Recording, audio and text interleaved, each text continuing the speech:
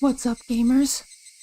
Welcome back to Higurashi no Nakakoro ni, aka Higurashi When They Cry, and we are on the final chapter, and it's been a couple weeks, maybe even a month since it's been a while since we last did this, and I've been putting it off because it lost a lot of the magic for me after it revealed what is actually going on.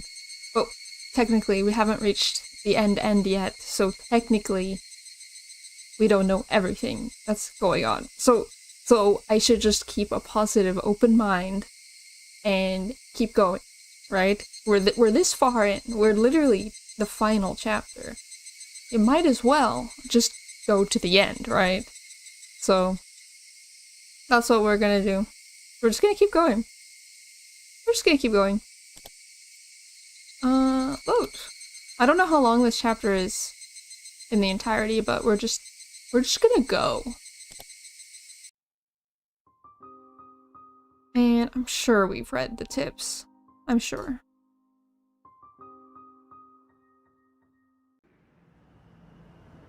Allow me to introduce you. This is Major Takano.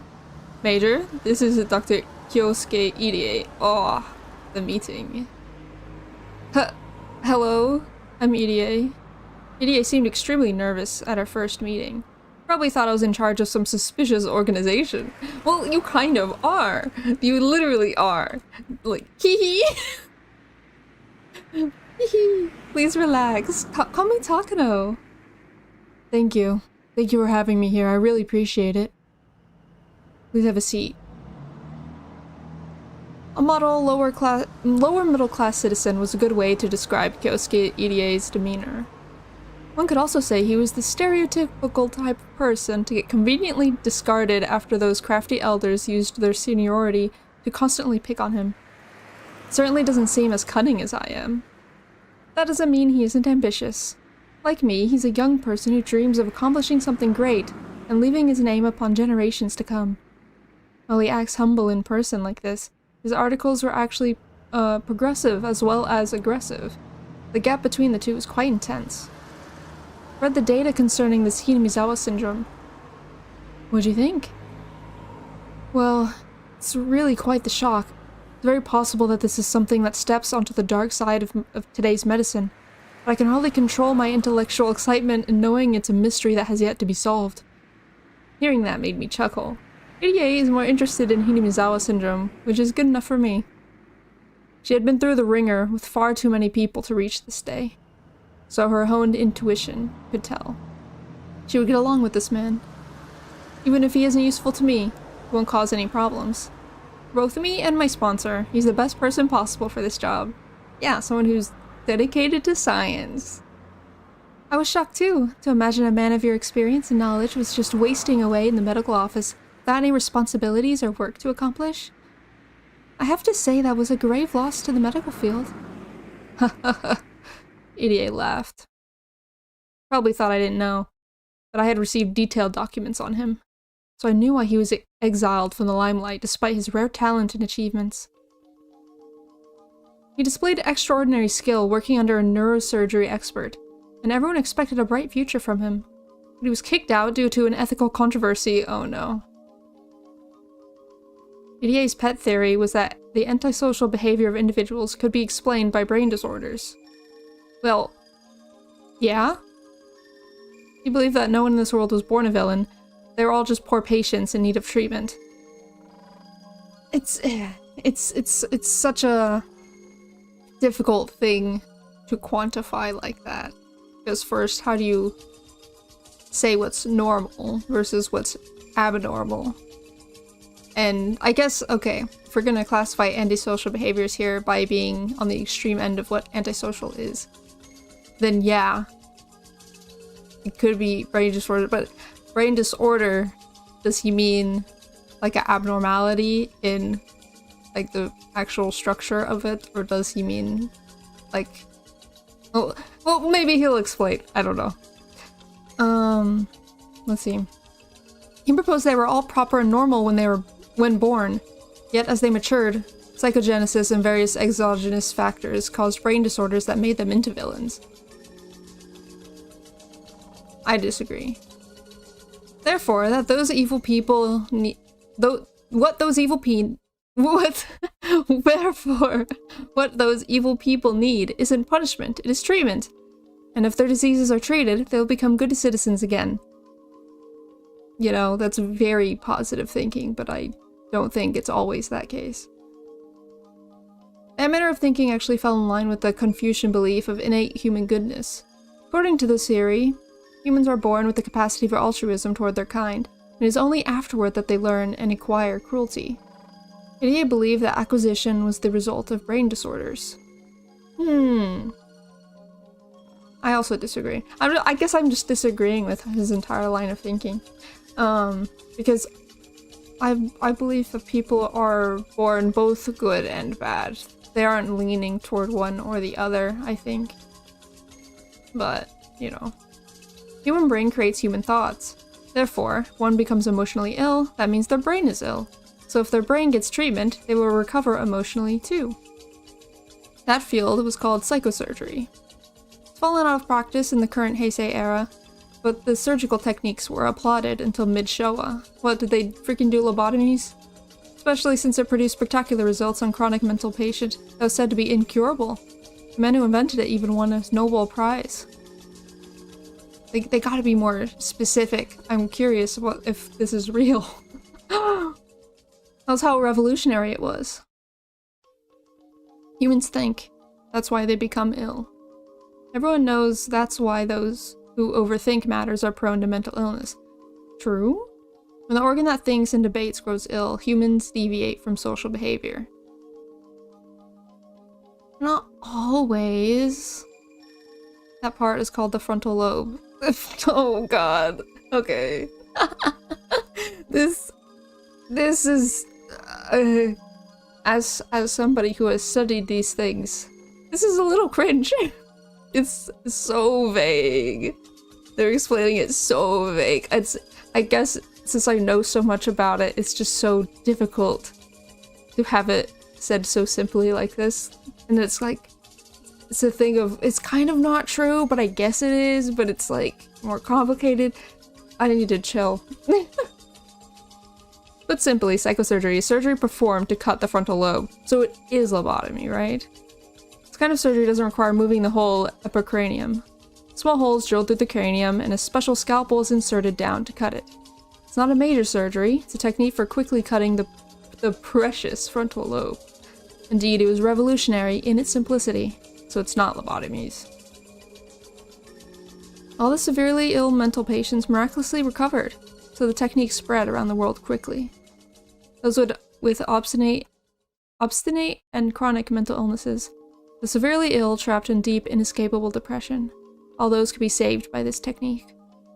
Throughout history, humans have come up with many different religions and magic tricks to heal emotional injuries. So, needless to say, the idea of being able to treat them with a surgical technique was truly revolutionary.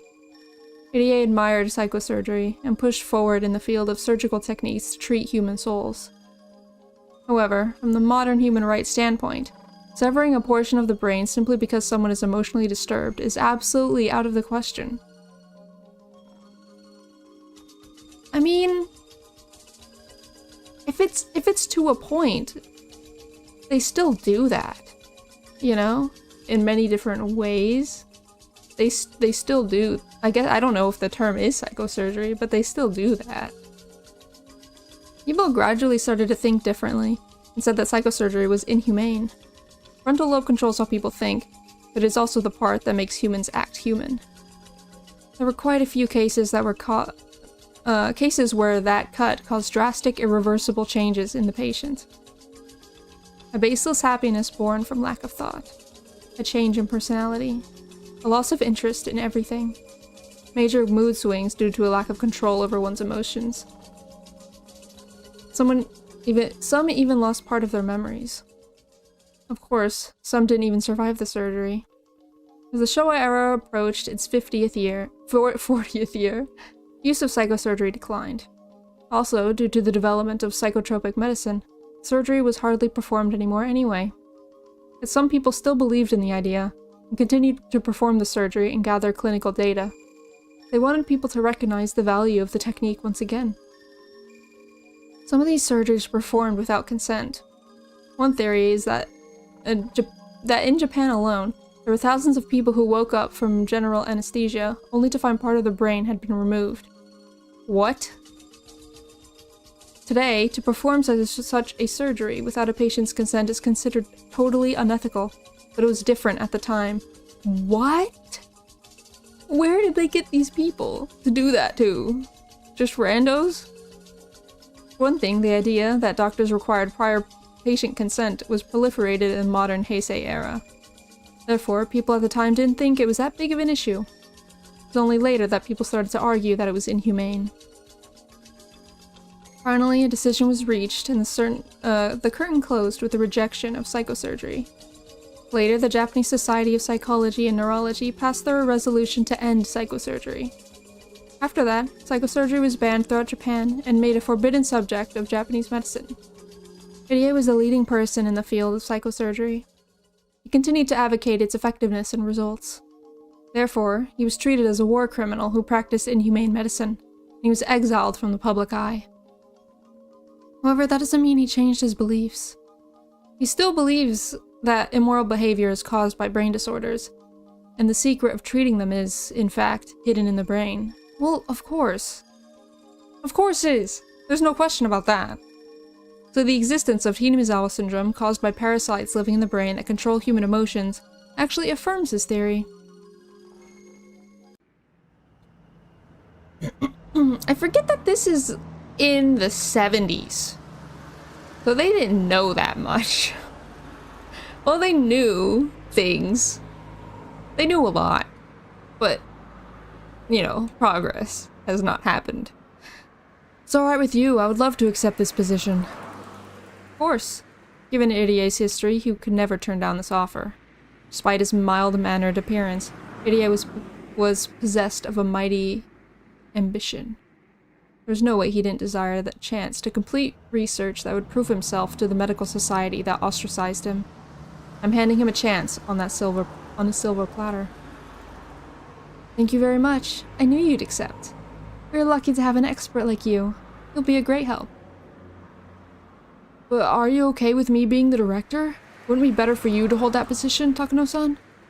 I'm just a simple doctor. Being in charge of other people is... Don't worry. I'll give you my full support. Our sponsor wanted to pick a civilian. Besides, wouldn't you like to be called Director Irie? Hehe. Oh my god. Well. Irie laughed to hide his embarrassment. We're building a research center in Hinamizawa. Publicly, it will be a clinic. So with your consent, Dr. Irie, we'd like to call it the Irie Clinic. Lord of my own castle. That's more than I deserve. You'll also be placed under the SDF, so you'll be registered as a medical officer with them. Since you'll be my superior, you'll be the Lieutenant Colonel. I always say Colonel. It's Colonel. Lieutenant Colonel Irie, how does that sound to you? I'm not a military man. I'd rather refrain from being called Lieutenant Colonel. Director is already a frightening title as is.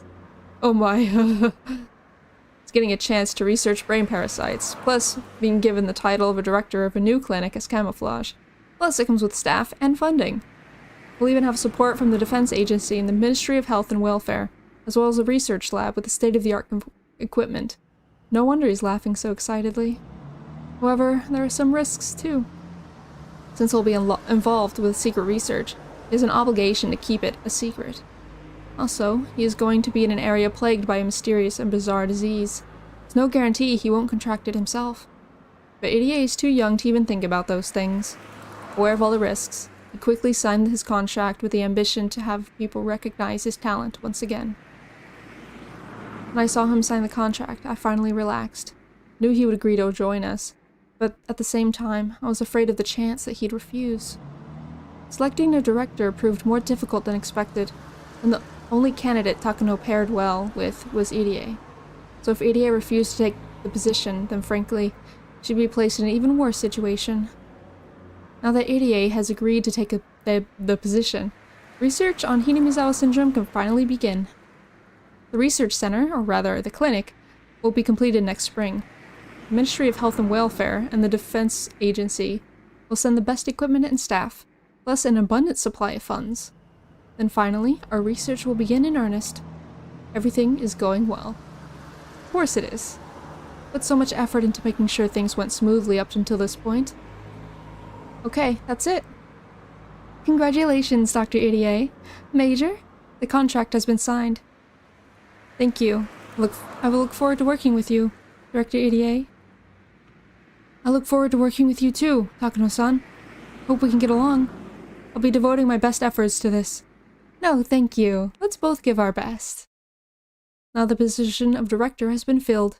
Everything is set. Mwahaha! Mwahaha! She is the evil laughter. I guess it's not really evil, it's just... Oh, wahahaha! She's doing evil laughter. That's great, just great. Congratulations, Takano-san. No, Major Takano, isn't it? Wahahaha! It's all possible thanks to your assistance. I must give my thanks to all of you. Oh, don't mention it. But we should save our congratulations till you finish your research, huh? You're only at the starting line, aren't you? Exactly. I'll be devoting my every waking moment to this research. We can hardly wait to see the result of what Dr. Takano couldn't finish. Wahahaha. Well now, Sensei, let's not talk about business today. Let's have a toast to congratulate Takano-san and the Irie Institute. Woo! Yay! Yippee! Party! Hello everyone, I'm Nagata from the Ministry of Health and Welfare. I'd like to say a few things before the toast. Ah, Takano-san, make sure he works hard, okay? His research center will be supporting the institute. If you need any technical support, just call him. Make him work hard? No, I have to thank you for your support. I'm Takano. Oh, wait. Wait, what? Yeah. You know, there's both benefits and not benefits to reading it in the olden style that doesn't have the character's name displayed. Make him work hard? No. I have to thank you for your support. I'm Takano. Pleased to meet you. Takano-san, let me introduce you to these gentlemen. Meet Tomitake-kun, Okanogi-kun from the Self-Defense Force. Tomitake! Yippee! They're your backup from the SDF. I'll let them introduce themselves. Oh my god! He looks so professional. Nice to meet you, I'm Tomitake. I've been commanded to serve as auditor for this project. I look forward to working with you. Funding for our research is largely coming from the SDF. It's only natural for the SDF to assign a watchdog to make sure reasonable research is taking place. However, someone in a position like that should be my opponent. Why was someone in that position invited to this private party? Does that mean this auditor is on my side too? Seeing that thorough groundwork, couldn't help but feel the strength of having a sponsor all over again. I won't be staying in Hinamizawa. I'll only come by routinely to check on the progress of the research. Oh, that's too bad. Hinamizawa is a beautiful place with clean air. Please come visit us anytime, outside of work too. Thank you. I guess I will. He really is an auditor. I should maintain a good relationship with this man. He'll hold the key to all my future adjustments of our funding, so long as we continue drawing it from the SDF. Who the frick is that? I have never seen this person in my life. What? I'm Okanogi. Nice to meet you. He's the commanding officer of the Mountain Dogs. One of our conventional welfare units. They'll be stationed in Himizawa to provide you direct support, Major. Should I consider you my bodyguard then? Their principal duty is guarding VIPs and preserving secrets. Think of them as your hands and feet, and work them hard. Thank you. Oh, Tomitake looks so cute next to this other guy. He's such big eyes. Tomitake seems to be an honest type for a military man, but this Okanogi person looks like the complete opposite. His main job is to preserve secrets, but I bet he's also good with espionage tactics like counterintelligence and information control. Yes, that would explain his demeanor. Since the SDF is funding our research on Hinamizawa syndrome, of course this is considered a military operation. Therefore, this research has to be done in secret. That's why a unit like this is necessary. Besides, it's very reassuring to have someone capable of combat working under me. I should maintain a good relationship with him too. Okay, enough introductions. Come on, Tomitake-kun, you can relax too. Let's put aside our ranks today and have a toast. This is supposed to celebrate the establishment of the EDA Institute. EDA himself isn't here. But that is his job after all. EDA is simply a puppet to fill a seat. Of course, I expect him to help me a little with his expertise, but he's ultimately an outsider. This is supposed to be a gathering where I would show my appreciation to those who helped me establish the EDA Institute. It has turned into them thanking me for all my efforts. I'm the one to pour alcohol for others, but today, people are pouring alcohol in my glass. The new participants were trying to make me happy, and all the top people talked to me casually. They all praised my hard work and my efforts. My research is now recognized by many institutions, and I'm ready to spread my wings open wide. And all the people who are expecting some returns, once the research accomplishes something, trying to curry favor with me. Right now, I'm just very grateful, regardless of their motives. Let's have a toast to wish the best of luck to Mio Takano-kun, and also to the new EDA Institute. Arai-sensei, please lead the toast. It's like a dream. I know. This is just the beginning. I shouldn't be satisfied with this alone. But just for today, I can forget about everything else and enjoy this celebration. I'm not a heavy drinker, but the drinks taste good tonight. The more I drink, the happier I get. Ah, this really is wonderful. To be called Major by Tomitake and the others is wonderful too. That's the rank my grandfather had during the war. It means I finally caught up with my grandfather. This is only the beginning. From here on, I intend to reach what my grandfather couldn't. This is the best night of my life. And how will it all go down from here? I ended up leaving to fix my makeup. I'm filled with elation. I need to feel fresh air to calm myself down. My heart is about to explode because I'm so happy. The gathering is taking place a little distance away from the main building. The restroom is in the main building, so I need to walk across the hallway. A beautiful and well-maintained Japanese garden is visible from the hallway. It's raining. I usually don't like the rain, but I don't mind it all today. I feel like even the raindrops are congratulating me. The cool air feels pleasant on my hot skin. It took a moment to notice how unsteady my footsteps had become. Maybe I drank a little too much. It isn't like me to drink more than I can handle. Although this is a party, I don't want to embarrass myself, so I decided to cool off a little by looking at the beautiful Japanese garden. I found an elegant chair set on the red carpet nearby and sat down on it. Since I was with the associates until now, I was forced to constantly be on guard against embarrassing myself. Now that I was alone, I could let go and truly relax. When I look up at the sky, realize it's still raining hard. In the distance, the horizon is a little lighter. Maybe it won't be raining for much longer. Well, that's normal. Rain stops eventually. No matter how cold it is, or how hard it's raining, rain stops eventually. I saw a pair of sandals and an umbrella, almost inviting me, so I took them into the garden.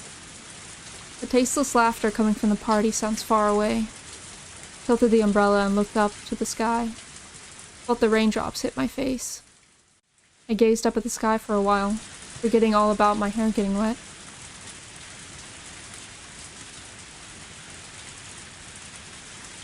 I thought the rain would cool down my boiling heart, but as my body got cold, I started to feel miserable. My bare feet were all swollen, and the throbbing pain I felt made them seem twice their normal size. The gravel road continued forever. I didn't even know what direction I was headed in anymore. What? What's going on now? I could no longer hear my pursuer. Probably lost him by running through the woods like mad. My body was covered in scratches. I finally started to feel pain from that. I felt both cold and hungry. There was no place nearby to take shelter from the rain. I was just on a little path in the woods. My worst fear was that I could end up heading back towards the orphanage, after bolting and losing my sense of direction. I had to crush that man's finger. Okay, we're back here. I didn't think I bit it off, but I was sure it could leave a scar. Taking that into consideration, it was very clear to me what kind of torture awaited me back at the orphanage. Therefore, I'd have to reach the House of Love and Mercy. If only it had been daytime, then I could have easily found the right way to go. However, with this rain, there's nothing I could do. But I couldn't stop. I had to keep walking until I reached something. I wondered if Eriko and the others had escaped safely. I didn't know how many people came after us, but at least one came after me. In other words, it meant they had a better chance. Did they reach the House of Love and Mercy? Were they drying themselves with soft towels? And if they still remembered me, did they save a towel for me too? I felt so cold. I wanted to find shelter and sit down. There was nothing of the sort. I saw a tree that looked like I could take shelter under it, but the branches and leaves were dripping with water. It was then I realized that the sky was gradually getting darker. Would this day end in rain? There were no streetlights where I was. Soon enough it would be totally dark. Then I won't be able to walk any further. Just wanted to sit down, even if it was raining. But if I did sit down, I probably won't be able to stand up again. So I endured. If I hadn't escaped with Eriko and the others, I wouldn't have to go through such a misery. But compared to what I had to go through at the orphanage, this was nothing. Thinking about that was the only way to make myself move. But when I thought about that, it's true that this freezing cold rain was far better than my life at the orphanage. That was only when compared to the life at the orphanage. Was it better than normal lives of normal kids my age? I didn't even need to think about that. When my parents were alive, although we weren't rich, we led a normal life. The gentle smiles and forgivable selflessness. The sound of my mother cooking breakfast in the morning. The sound of a newspaper being folded. Precious memories like that. I didn't need anything else. I had plenty of friends. I had fun at school. I didn't like my teacher, but I liked studying. I had everything I needed. That was enough for me. I never complained. Never did anything bad. So why was this happening to me?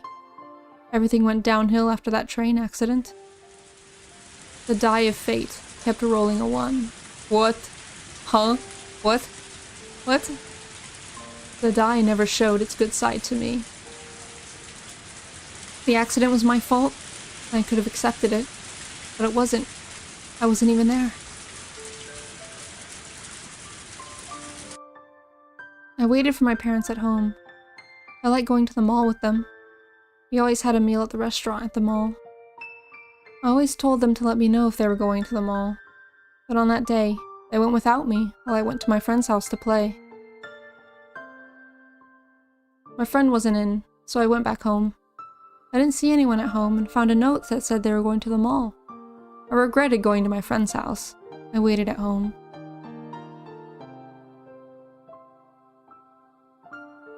They didn't come home. They were still gone by dinner time. I was getting hungry and got angry with my parents for leaving me. Thought they were having dinner at the mall restaurant without me. If I hadn't gone to my friend's house, I'd be eating dinner at the restaurant too. I love the little flags that came with the kids' meals. I was collecting those flags. Yes, I was. I was trying to collect 20 of them, thinking that once I collected 20, something wonderful would happen. But I couldn't collect 20 of them. I only needed one more. If I had one more, maybe the accident wouldn't have happened. Very sad memory of a flag from a kid's meal. I kept waiting for my parents to come home from the mall. I was hungry, so I started to eat some dried fish. If I ate too much, my mother would find out, so I was careful not to gorge myself. Then the phone rang. I assumed it was from my parents. I answered the phone in an angry manner, but it wasn't them at all. Yeah.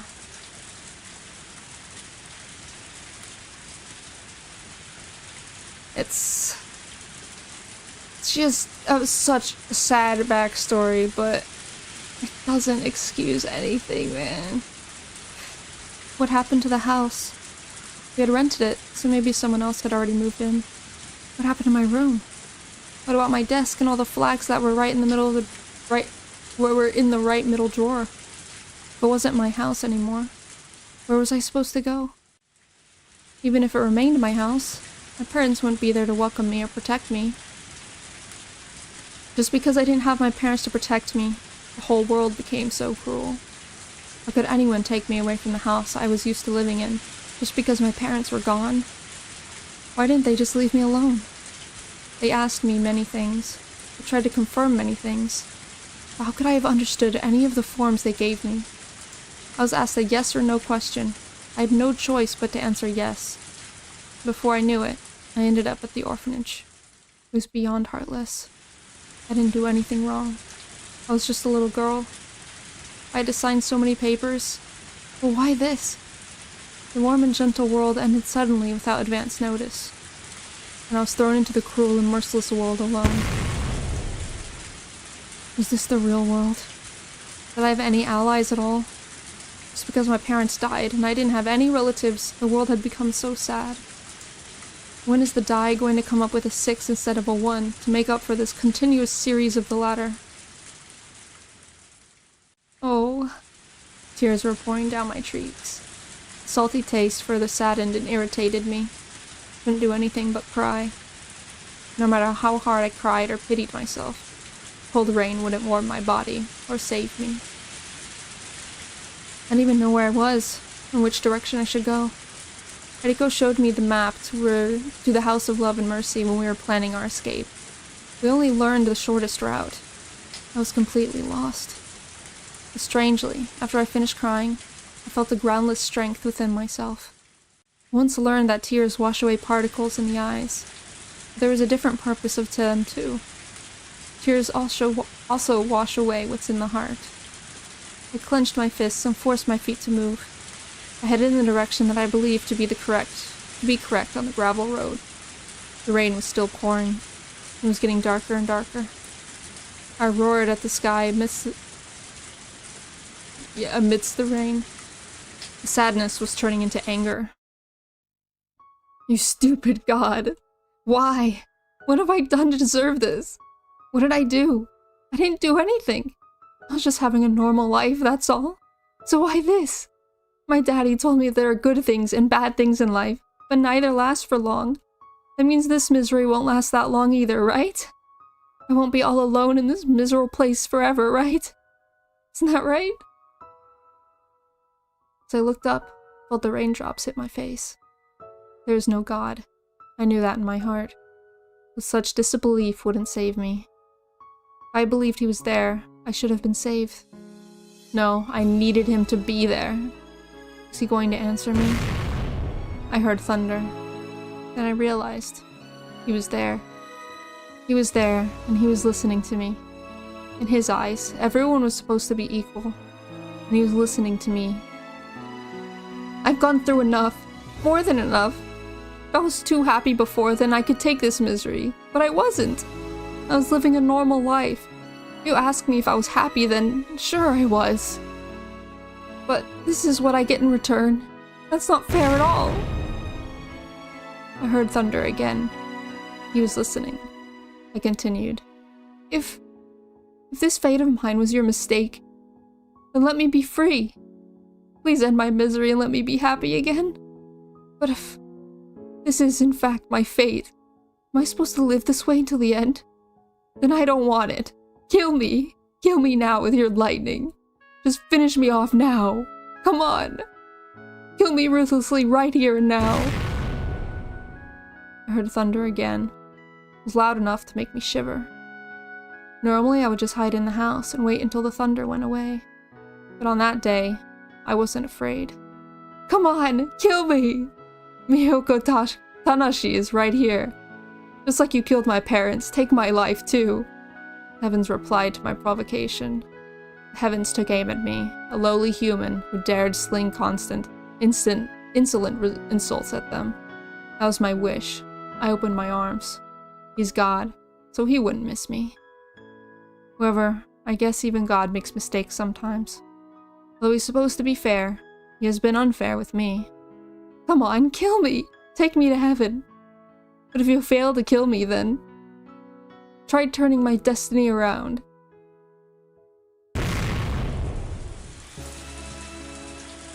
A flash from heaven.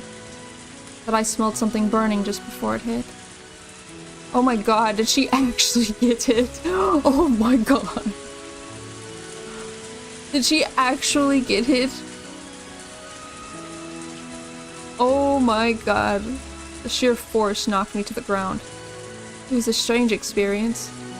Something that had just happened, but it already felt like it happened many years ago. I had no idea how long I was down for. I smelled something odd. A bad stench woke me up. When I looked, saw that a huge tree behind me had been split open. Its leaves were smoldering.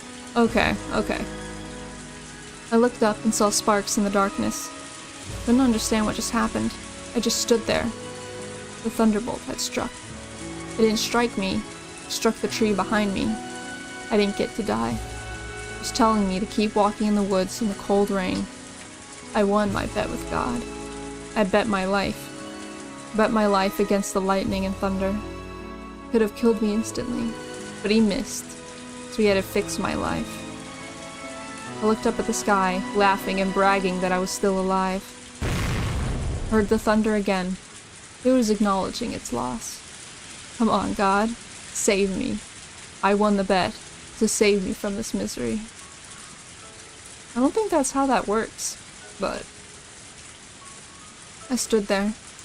I waited for God to do something while the rain poured down on me.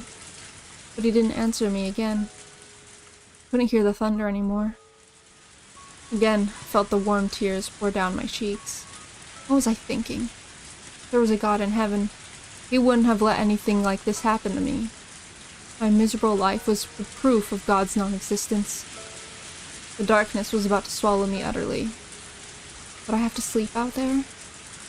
God must have wanted me to die slowly in this cold rain instead of granting me an instant death by lightning. I wish the sun would go away. I wish the sun would never rise. I wish that, as the woods had grown completely dark, my existence would be hidden by that darkness. I wish that I could just disappear.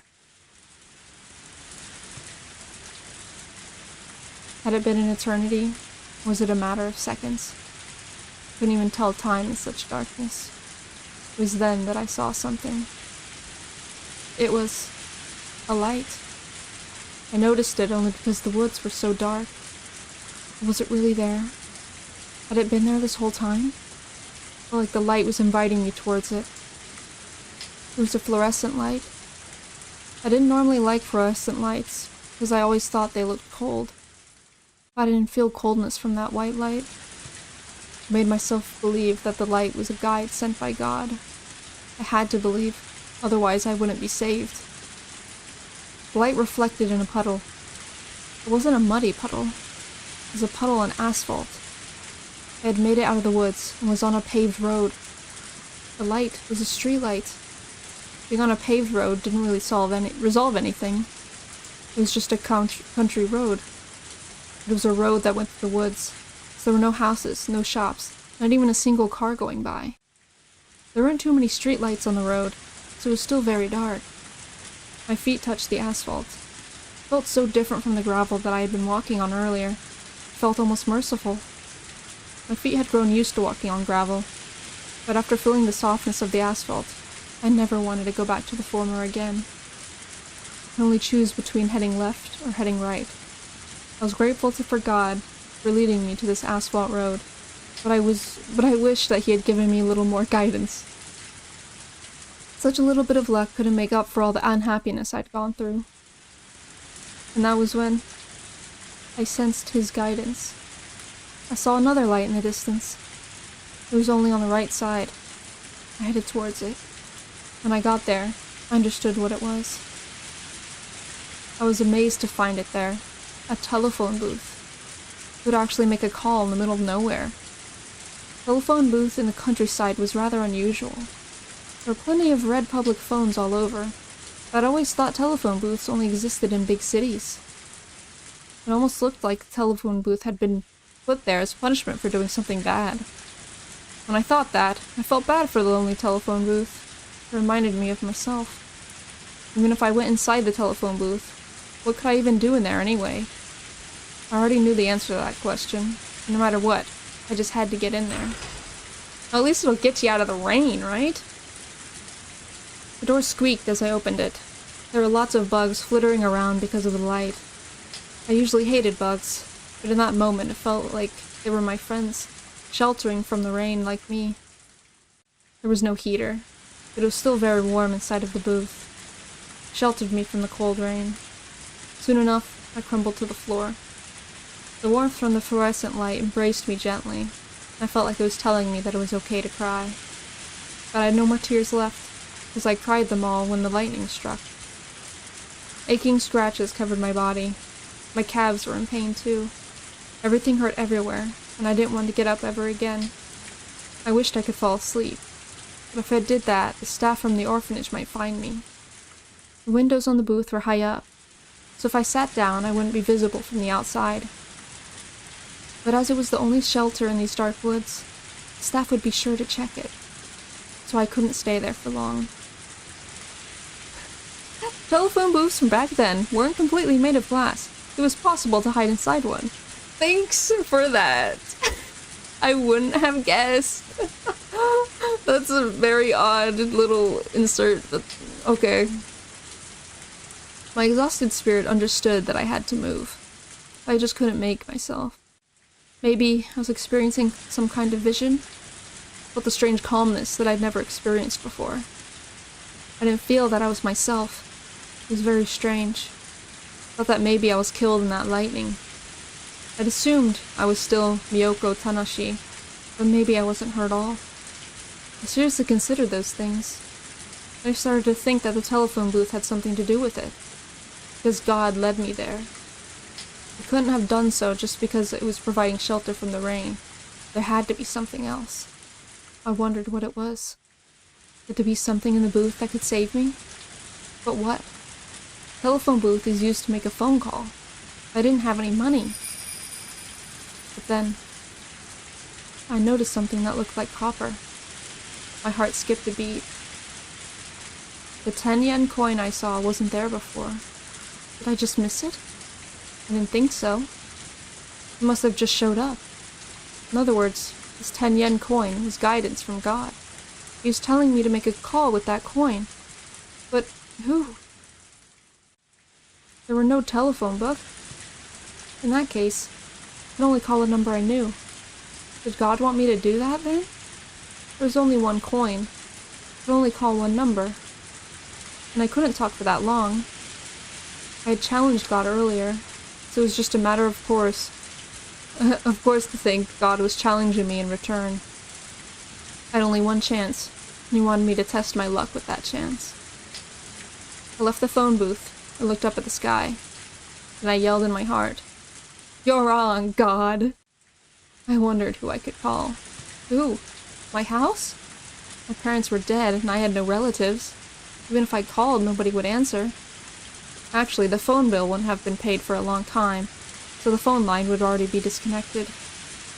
My house was my lost life itself. No, the debris of my life. Calling home would simply be an expression of regret, which ran counter to the positive attitude of one trying to change their life. So surely using the coin to call my house was wrong, which meant I had to cast this 10-yen coin towards my future. Future? My future? What future, anyway? Then I heard a huge thunderclap, which cleared my mind. In that clear state of mind, I saw something from the past. It was the last sight of my father. His final moments on the hospital bed. Though suffering from pain, he tried to tell me something very important. If by chance I am to die, turn to Dr. Takano. Dr. Hifumi Takano. Say it for me. Hifumi Takano. That's right. Dr. Hifumi Takano is my former teacher. He will help you.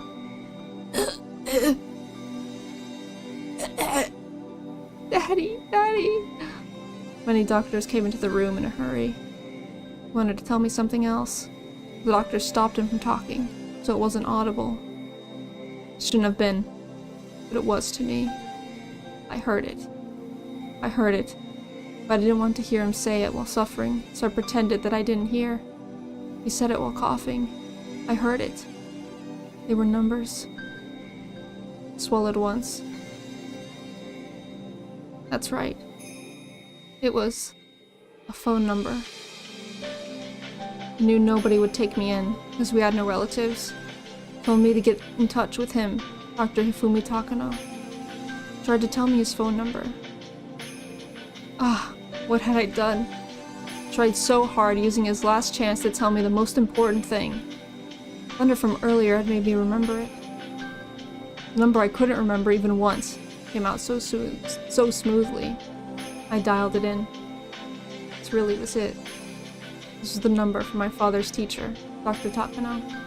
But my hand stopped just as I tried to put the coin in. What if I hadn't remembered correctly? No, there was no need to hesitate. I had to believe in myself. This had to be the correct number. I had to dial it in before I forgot it again. Picked up the phone and put the coin in. Beep. With a dial tone on the other end. At that point, I decided to kill myself if it didn't work. I could go back into the woods and wait for another lightning bolt. I could lie down and let the rainwater drown me too. I could also fall asleep in the middle of the road and wait for a car to run me over. I made up my mind and put the coin in. I didn't hesitate any longer. I dialed the number at once. But I had to be careful. If you dial quickly, sometimes you can make mistakes. I was getting irritated, and that almost made the phone number go vague in my head. I dialed the last digit, and heard some electronic sounds on the other end. I hoped that I dialed the correct number. I didn't know what to say to Dr. Takano if it did connect. Where was I? What was I supposed to do? What was I supposed to ask him? I didn't know any of those things. Making a call isn't cheap. 1 10-yen coin could only buy me short time to talk. The line must have connected then. I heard a ringtone. I only had a short time once someone answered the phone. Thought for a moment that I should put the phone down. Then I could at least get the coin back. I could call back after sorting out my thoughts. But then, someone answered. Hello? This is the Takano residence? Felt like I was suffocating. My memory had been correct. Couldn't tell the age of the speaker, but it was a grown man's voice. Anyone who's my father's teacher must have been quite old. Never mind that. I had to hurry and say something. Hurry. Are you Dr. Takano? Oh, Dr. Hifumi Takano? Yes, who's this? Must have been suspicious. Couldn't blame him. The stranger was asking him about his name. Of course he'd get suspicious. I'm sorry. I'm Tanashi. Miyoko Tanashi. Tanashi-san, yes? My father told me to get in touch with you. His name is Takemitsu Tanashi? Tanashi? Tanashi. Ah, Tanashi-kun. I remember him. His voice suddenly changed. Dr. Takano had remembered his old student. I'm his daughter. He told me to call you. Did something happen to Tanashi-kun? Not good. I was going to run out of time. My parents died in a train accident, and I was told to call you. Tanashi-kun is dead? I see. Both of them? Sorry to hear that. I knew him from when I was teaching at a college. He was a very hard-working young man. The last time I saw him was at the wedding. Obviously, he didn't know I was born, but he remembered my father. It was truly a stroke of luck. What did Tanashi-kun want to tell me? Well... I didn't know what to say. I was only told to call Dr. Takano. But I tell him that? My time was running out. I felt more and more anxious by the minute. Phone calls are disconnected without notice. But somehow, I sensed it. I only had enough time left for one sentence. So I decided to say one sentence filled with all of my hopes. Help me! The phone call got disconnected. Maybe he only heard part of what I said. I can only hope he was able to sense my despair. I couldn't hear anything from the receiver anymore. But I actually talked to Dr. Takano. Confirmed that Dr. Takano existed. He existed and he remembered my father. If he grieved over his student's death, he would come visit my house. He would find out I was sent to an orphanage. Then he would come get me. That's when tears flowed down my cheeks again. I thought that my life was hopeless. I never knew that finding even a grain of hope could make me feel so happy and strong. The voice I heard on the phone was so warm and dependable. My father must have thought about me for a long time in that hospital bed, and came up with a name that he could trust his daughter with. Dr. Hifumi Takano. So I could trust Dr. Takano. I had to believe that he would find me. But it might take more than just a few days. I'd have to wait patiently. A few days? A month? More? I'd only wait patiently. Either way, I couldn't stay in that telephone box. Staff would easily find me there. Went out into the rain again. This time, the rain felt a little warmer than before. I'd wished to die by lightning. But after that phone call, I was filled with hope and the will to live. I wanted to live. That was why I felt pain all over my body. I still wished to die. I didn't feel anything. I had to wait patiently until Dr. Takano came to pick me up. I had to get to the House of Love and Mercy. That'd be the best place to wait for him. I didn't think the orphanage would tell me I escaped to the House of Love and Mercy. The house wouldn't stop me from calling him. All I have to do was call him again and let him know where I was. I didn't know where I could find the House of Love and Mercy. Couldn't see any signs anywhere. And I didn't even know what direction the orphanage I escaped from was in. But I couldn't just stop. I had to walk. I had to find shelter. I had to find someone and ask for directions to the House of Love and Mercy. I had to keep going, as I finally saw the light at the end of the tunnel. Chills and throbbing pain tormented me, but I couldn't die until I met Takano-sensei. I wished a car would come by. If there was someone who lived in the area I could ask, but the police wouldn't do me any good. I was sure the orphanage already called the police about our escape, and they wouldn't be forgiving. Police were sure to send me back to the orphanage. Either way, I wish that someone would show up. Otherwise, I'd have to keep walking on the asphalt in the darkness forever.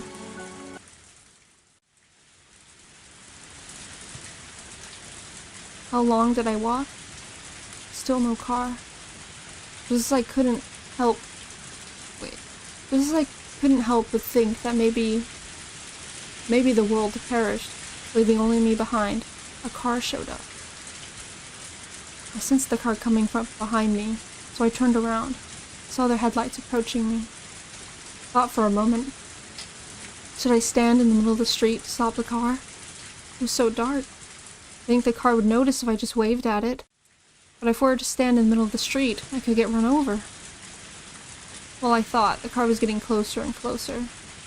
So I made the phone call. When I made the phone call, I panicked and didn't know what to say. So with this car, I'd have to think very carefully. If I couldn't think of anything, then I should just let the car go. Those thoughts vaguely on my mind. I was incredibly surprised when the car slammed the brakes with a screech and came to a stop. Maybe I wasn't all there after the miraculous experience of lightning striking near me. I had half lost my mind in those dark woods, so I probably wasn't thinking very straight, because the car had stopped after recognizing me. In other words, the driver knew who I was. The only people in the area who would recognize me were... Suddenly, a chill ran through my whole body. I started to dash away, heard a voice calling after me. I no longer had the strength to run. My feet were trembling, and I couldn't make them cooperate. I realized that I shouldn't have sat down in the telephone booth. That was why I couldn't keep running. I was suddenly grabbed from behind, the collar of my clothes almost choking me. Heard fabric being ripped. I fell in a puddle, and a staff member got on top of me. This time, his finger wasn't in my mouth. All I could do was struggle. As I did so, I remembered all the scary stories Eriko and the others told me. All the tortures the child who was caught had to endure. The drowned duck punishment, the squished caterpillar punishment, and the splayed piggy punishment. The names of those eerie-sounding punishments came to my mind. I screamed and struggled with all my might, but it was too late. I was shoved into the back seat of the car. Why couldn't they just let me go? Simple. They didn't want me talking about them to anybody. Staff were yelling and screaming while chasing me. Once we were in the car, they went silent. Like the Grim Reaper had come to get me. Whether I liked it or not, I had come to terms with the fact that my luck had run out. But I had called Takano-sensei, so I knew he would come to get me. I didn't know when that would be, but I knew it would happen someday. So, I wanted to live. I would be saved if I lived. I can't even imagine the kind of punishment that was waiting for me.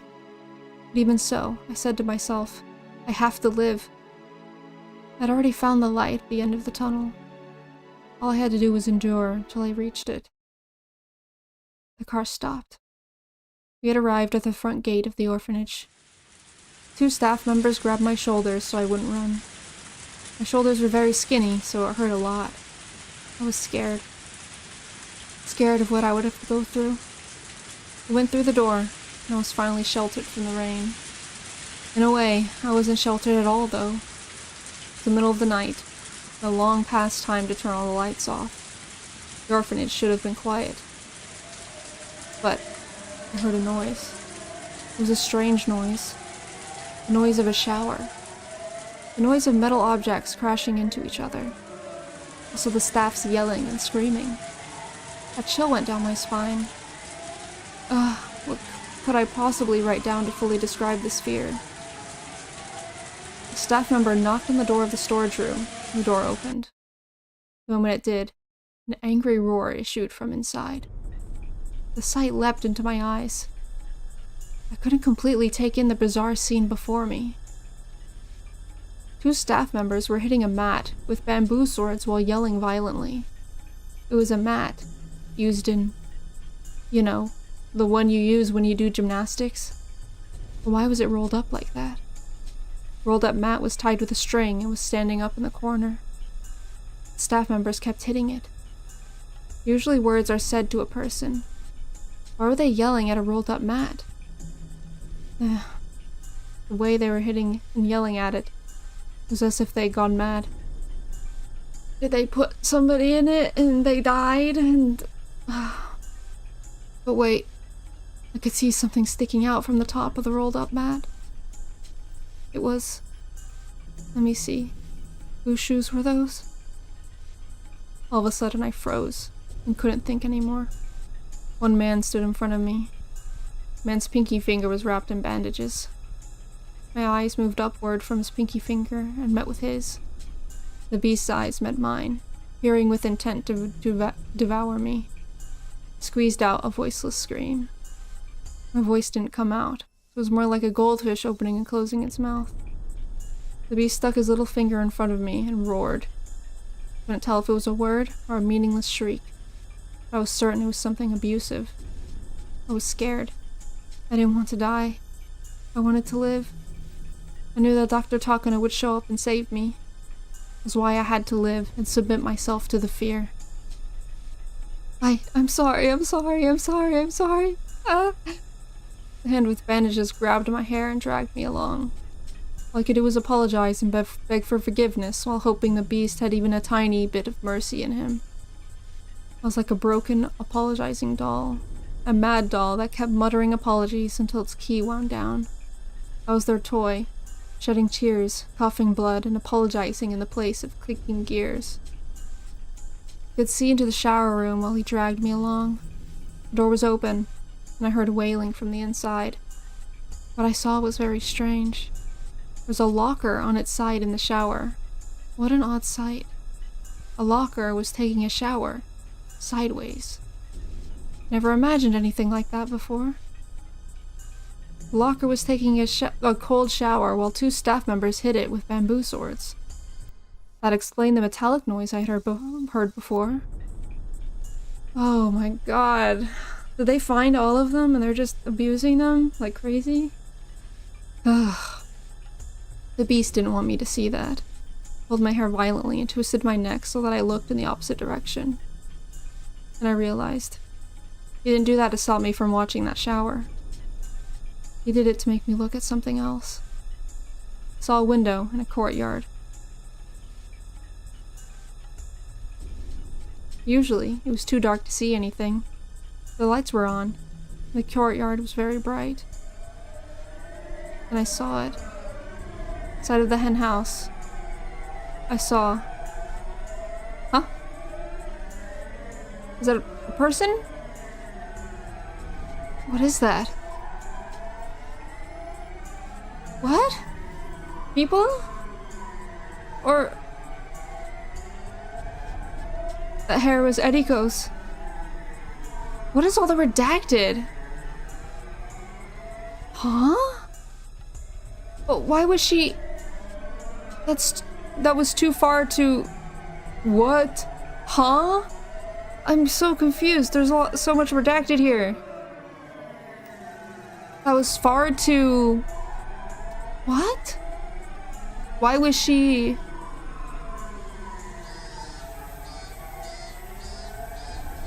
I'm sorry. I don't want to die. I know Dr. Takano is coming to save me. I know he's coming. I was taken to the staff bathroom.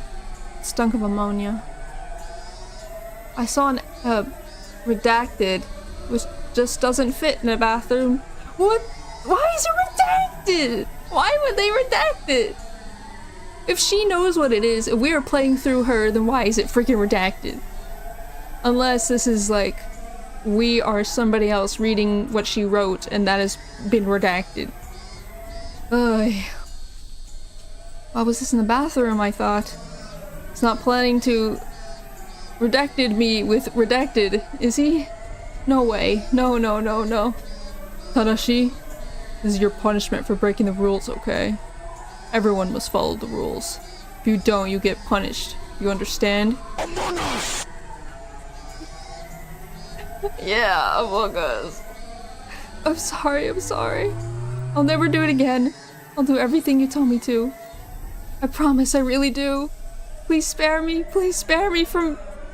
Redacted. Oh. Okay. I'm not gonna think about all the possibilities of what is happening. No.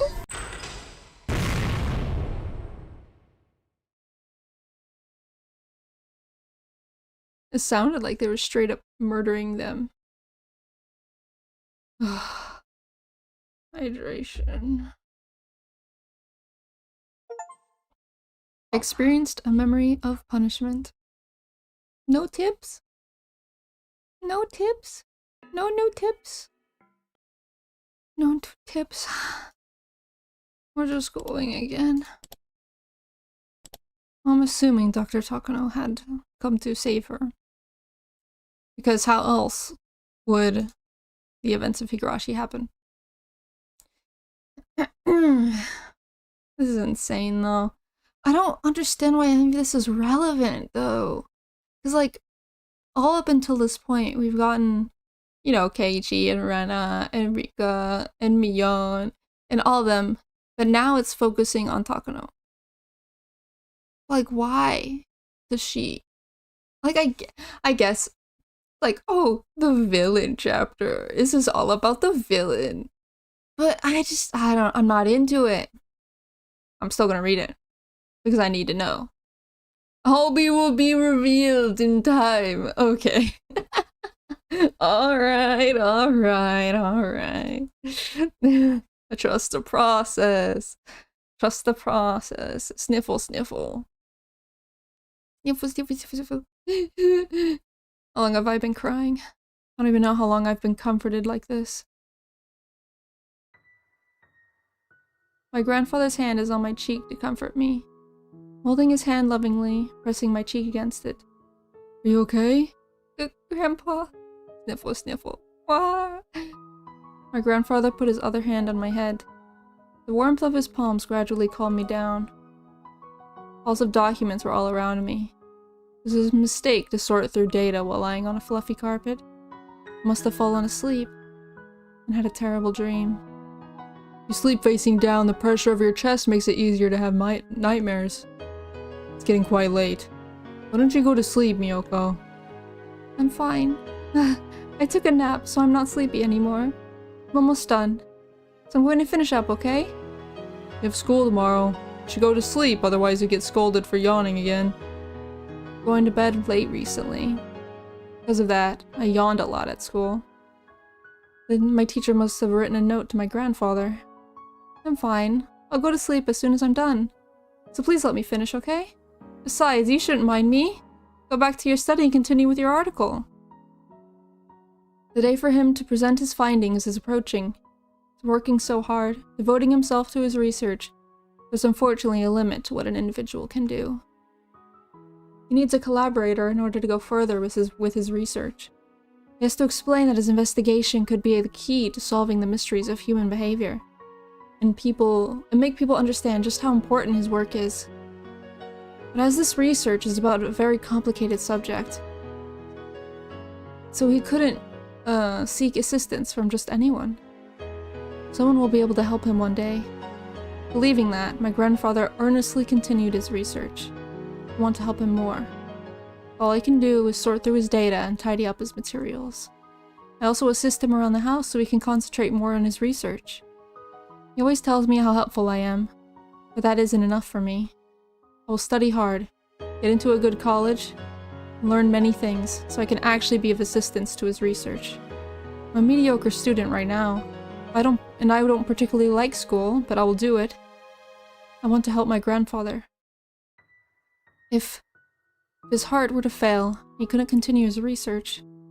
Wouldn't hesitate to cut open my chest and offer my heart up for him. If he needs lungs, I'll give him my lungs. If any of his organs fail, I'll give him mine. There's nothing strange about those feelings. They're perfectly normal ones. But if he had found me even a day later, I might not have been alive. Or even if I lived, it would be without my body intact, or with my mind lost to me. In other words, I'm alive because my grandfather came to save me. If he hadn't rushed to find me, I wouldn't be here. So I won't hesitate to give up my life for him. Moreover, I'd be more than happy to do that. Even though I want to be with him forever, human lives aren't immortal. Just like how my parents died. It happened so suddenly, without any warning. I will never heal from my parents' deaths. But now that I have my grandfather, I'm not sad. However, his existence isn't eternal either. He may disappear all of a sudden for any unexpected reason. Just like my parents. So I wish to be a part of him. That way, no matter what happens, we'll be together forever. I don't want to be alone ever again. I want to be with my grandfather forever. I want to help him forever. I love Higurashi, as do I. As do I as well. I feel like if you're here, you love Higurashi, and that's a based opinion. It is the correct opinion, is to like Higurashi. Okay. Okay, then be sure to go to sleep after you finish this, okay? Promise? Yep, I promise. We pinky promised after that. We smiled at each other, and my grandfather went back to his study. Dried up tears are making my cheeks itch. I headed to the bathroom to wash my face and brush my teeth. Looked at my face in the mirror. None of my grandfather's features are recognizable on my face. Of course they aren't. We're not related. Must have a family too, but I've never heard about them. Doesn't seem to want to talk about that subject, so I don't ever ask him about it. I don't care if he has real grandchildren or not. Even if I'm not related to him, I'm a granddaughter of Hifumi Takano. And I'm not just a granddaughter either. I want to be more than that. I don't want a parent and child relationship, nor a lover's relationship. Nothing like that. I want something more absolute that binds our souls. Something that not even a tragedy can destroy. I'm Miyoko Takano, Hifumi Takano's granddaughter. Maybe it should just be Mio instead? So my grandfather sometimes calls me. I want to succeed Hifumi's spirit, since his name counts from 1 to 3. Aha, Hifumi. I want us to share that 3, and be the 4th in his line. Today, my name changes. I wrote that new name in the mirror. Mio Takano. What a wonderful name for the new me. I get it. Me, yo, 3, 4.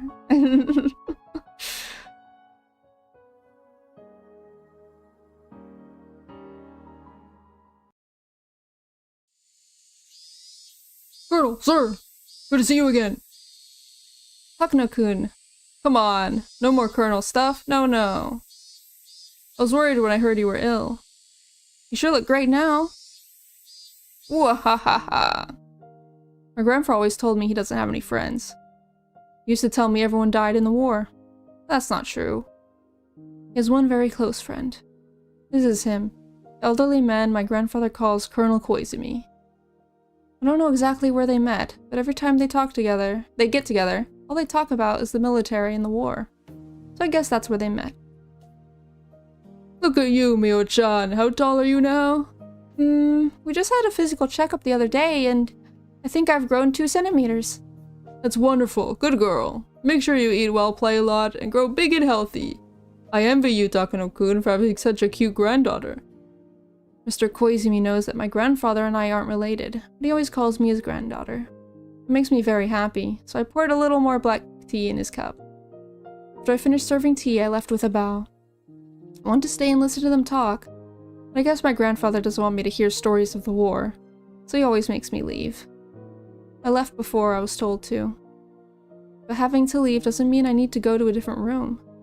I just headed to the other side of this huge living room instead. Although I'm not right by them, I can still sit on the sofa and listen to their conversation. And if they need something, I can come help them right away. Try to earn points that way to prove I'm useful. I sat on the sofa away from them and started reading an encyclopedia. While doing that, I tried to listen to their conversation. Okay, who is with me on this that reading an encyclopedia is freaking based? Because I used to do that as well. Because I was like, oh, yay, learning about new things via the encyclopedia. Woohoo! And the encyclopedia, there's so many of them. I would just turn to a random entry and just start reading because it's like, whoa, surprise, you never know what you're gonna get. While doing that, I tried to listen to conversation. That's great. Professor said they want to come over on Sunday, the week after next. Really? Thank you very much, Koizumi-san. Don't mention it. This just means the report you wrote was that interesting, Takano-kun, showing a lot of interest. They even said it's possible that this research could receive the Nobel Prize. Nobel Prize? That sounds wonderful. My grandfather laughed. Since he laughed so cheerfully, something great must have happened. Mr. Koizumi must have showed the society the essay my grandfather was going to announce and gauge their reactions. And supposedly, they find it extremely interesting. That means they recognize the value of my grandfather's research. It makes me happy too. What worries me is that you'll get infected with the syndrome yourself. Make sure you don't end up clawing out your own throat, okay?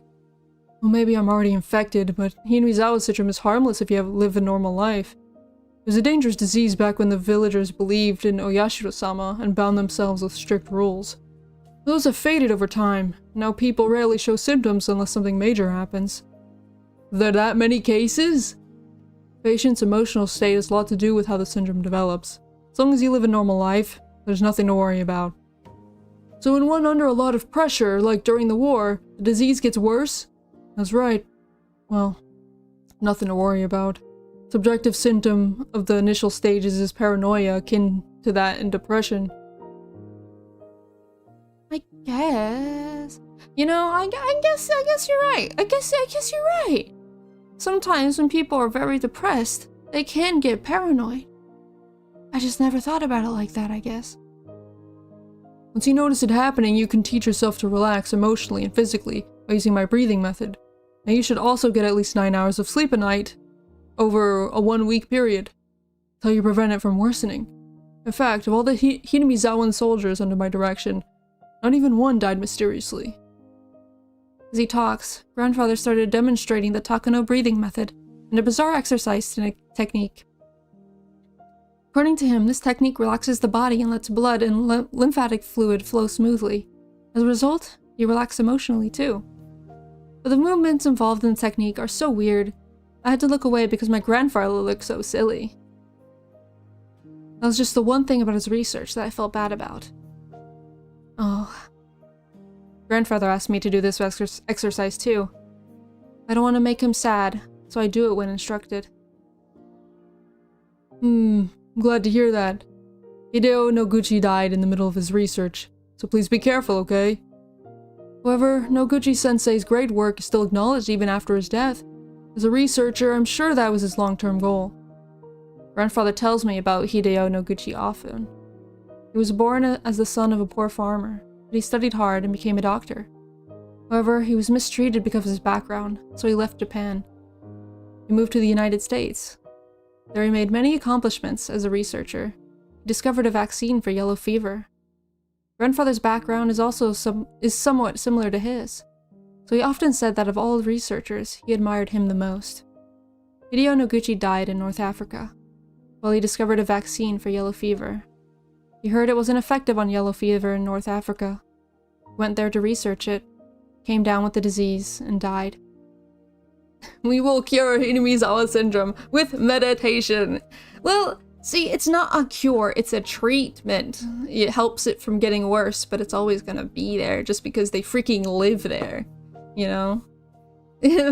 So that's just how it is. A researcher losing his life for his research. Sometimes that is a test of a researcher's courage. In that sense, Grandfather is very brave to visit Hidemizawa himself to gather information. This is so freaking true, though. So many people risk their lives around dangerous agents for research purposes and for, like, finding cures and testing and things like that.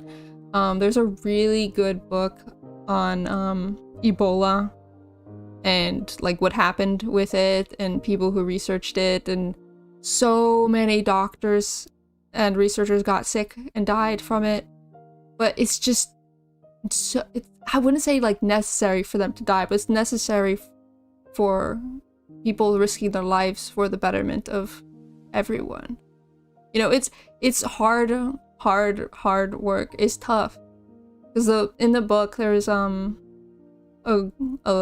girl, like a wife, who has 2 kids and a husband, and yet every day she goes in and researches and touches like live Ebola, and it's so dangerous, but she takes that risk for, you know, the betterment of trying to find a cure for it, because it's pretty bad, Ebola. But yeah, it's so interesting.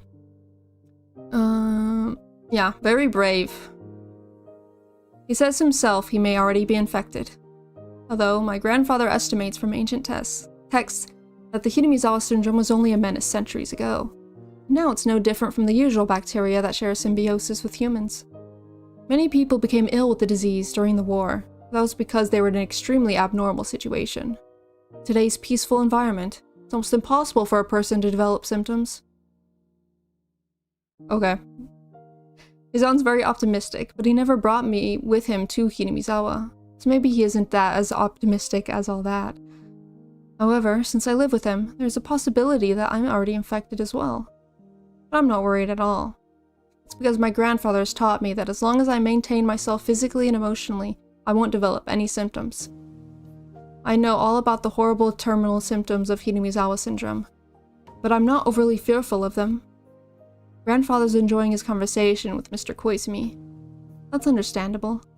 Mr. Koizumi told him some people showed great interest in his report. They even want to come over on Sunday, the week after next, to meet and talk with him directly. With the rapid advance of modern medicine, unexplored frontiers are steadily dwindling.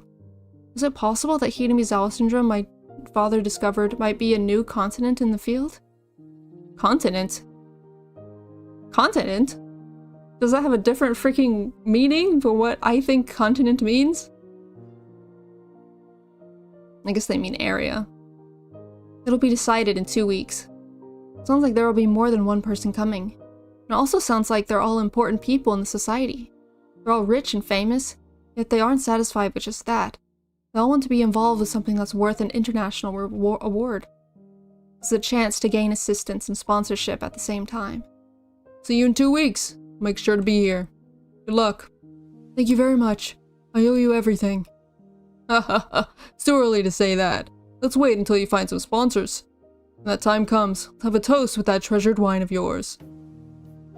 That was the last of their conversation. My grandfather kept his head bowed until Mr. Koizumi was gone. Sounded like he set up his this great chance from my grandfather. So I bowed my head just like him. Do you hear that? Finally there's a chance for me. There are people who are interested in my report. I know, I heard. Now you'll have people to fund you, and people to help you with your research. Well, that's not set in stone yet. Though he didn't want to admit it, he had a good feeling about it. The research he had conducted all alone was finally about to gain recognition. Sunday, the week after next? Quite. I'll be busy. The first impression depends on my presentation. I have to rearrange my data. No. I should probably practice explaining things in front of people. Anyway, to make sure I don't forget anything. Boy, it'll be a lot of work to rearrange your data. Your handwriting is bad, so maybe you should write bigger. Anyway, I'll be busy. The next 2 weeks will go by fast. You're right. I'll help you too. All the formalin jars have to be dusted. Also, we'll need to straighten the curve on our rolled up documents. Do you think leaving them laid out under a rug overnight would fix it? I'll have plenty of things to do. Mio, could you help me? Of course. I'll skip school for it. No, you can't miss school. We laughed together, thrust our fists in the air, and motivated ourselves to work hard toward the week after next. Since that day, my grandfather spent more time in his study. It's not easy to create a report that you're going to show other people. Copying machines hadn't been invented back then, so everything had to be handwritten. He knows it's somewhere, but he just can't remember where he put the data he needs. As for me, I have to make sure I have enough guest cups to serve tea, so I'm counting them. Do I have enough tea leaves? Maybe I should get something to go with the tea. My grandfather knows nothing about these things. It's a whole list of chores to do. Need to clean the windows so the room will be bright? What else? Those 2 weeks pass quickly while we busy ourselves getting things done. What a wonderful 2 weeks it is. I can finally feel that I'm actually doing something to help my grandfather with his research. Hope the day of the meeting will be a memorable one for my grandfather. Hope that day will be a beautiful and clear one. But it never happened because he died. I don't know. Just as I wished. The day is beautiful.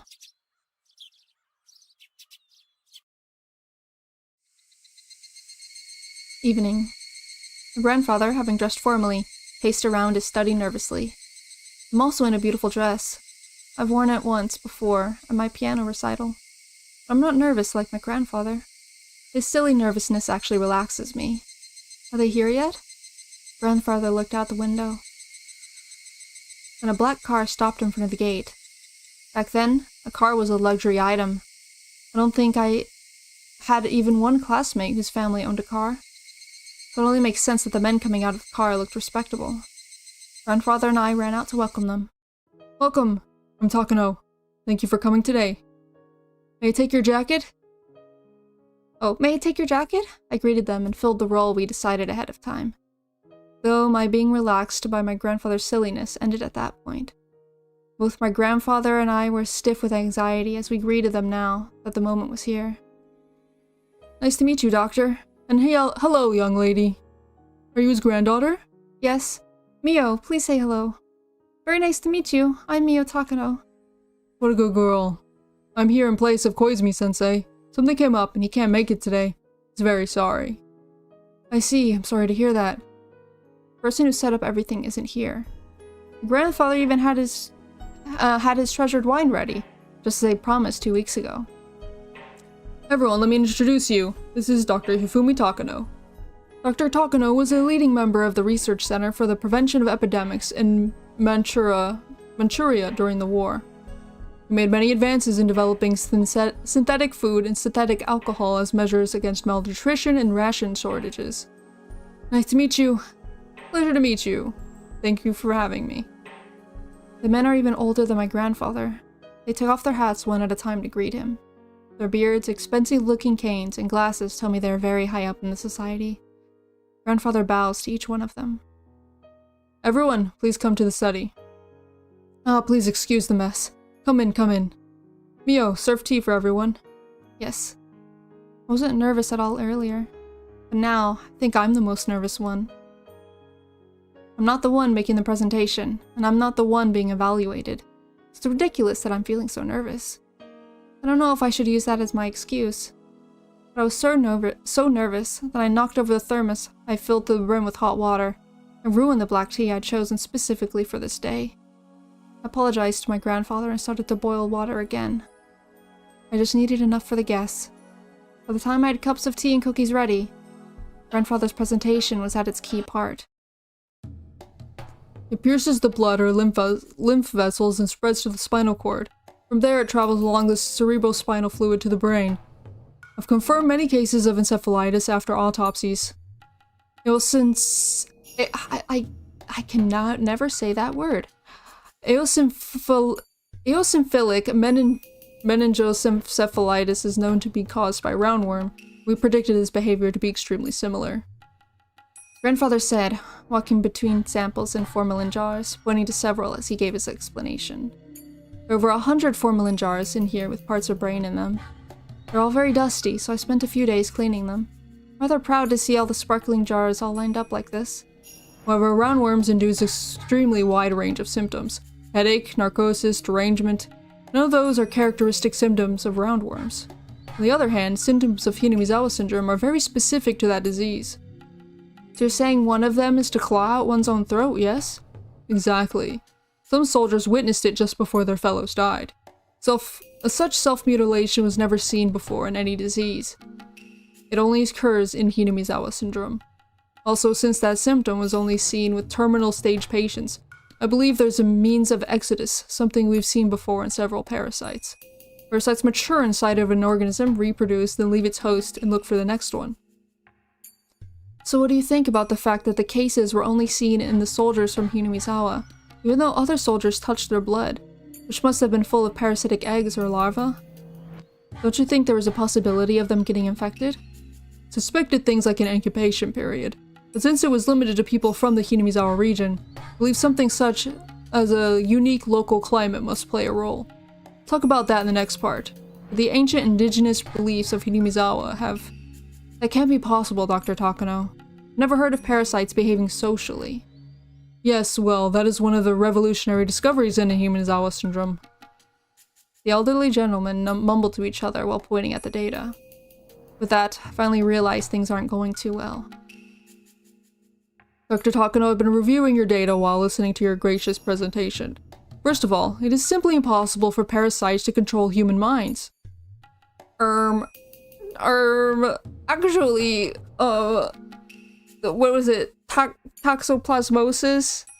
The one that makes you love cats? Come on. We know this. It's true. Well, I guess I don't think toxoplasmosis is a parasite. It is. It is, I think. Human thoughts are controlled by the brain, which is a work of art created by God. Okay, what kind of scientists are you? That's not what... Furthermore, ideology is an extreme advanced aspect of human thought. It's an advanced capability bestowed only to humans on this planet. Yet you would say parasites intervene in that? Please, that's absurd. I agree. Ideology can also be considered a manner of thought that prioritizes the whole over the individual. In other words, that's the most important prerequisite condition for a society. There's no way parasites would be gifted with that, when their only demand is to pass on their genes.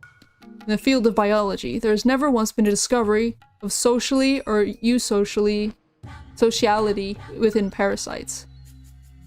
But there are cases of parasites interfering with the host behavior.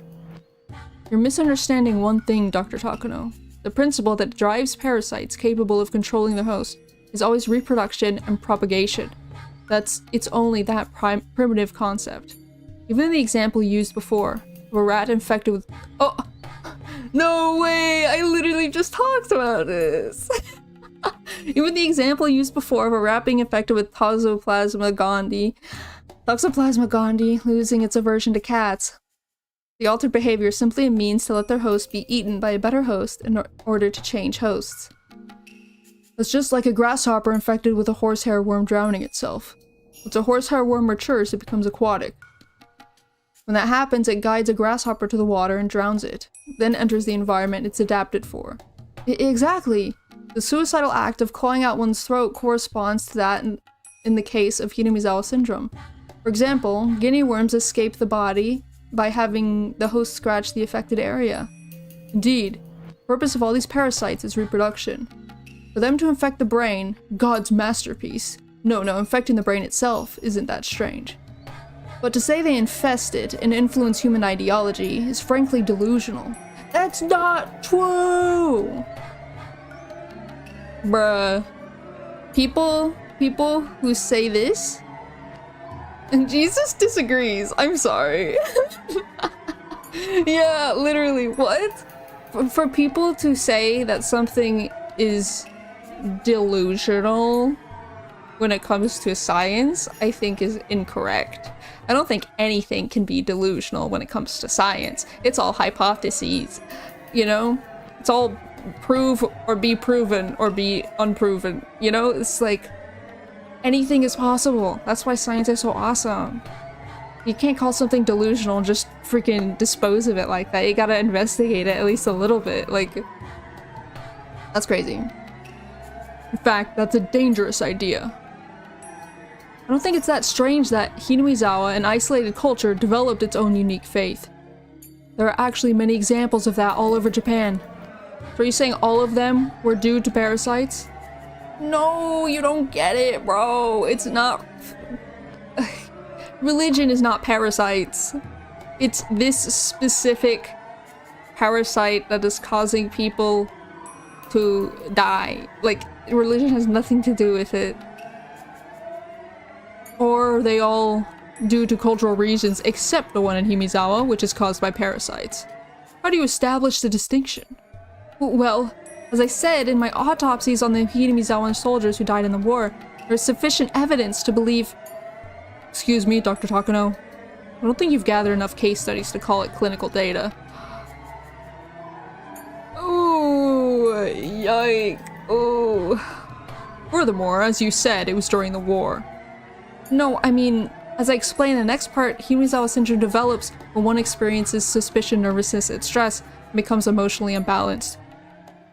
I think it's a unique approach that suspects some manner of commonality. If there were several cases of unique and bizarre self-mutilation, such as clawing one's throat out.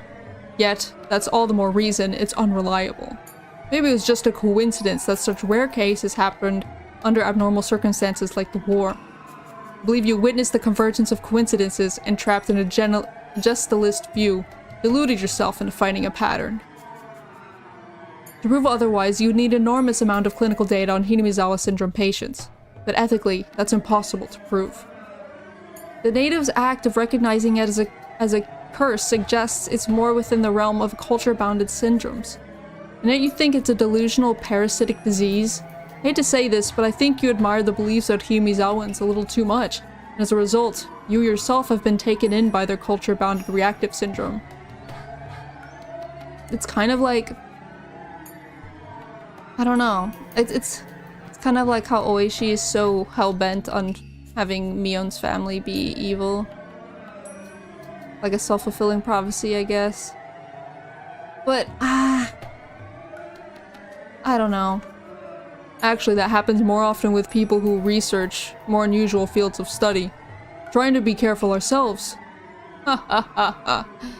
The more they talk, the paler my grandfather's face becomes. I was just stunned, myself. Never heard of parasites like that. It's impossible. Just a coincidence, and there isn't enough data.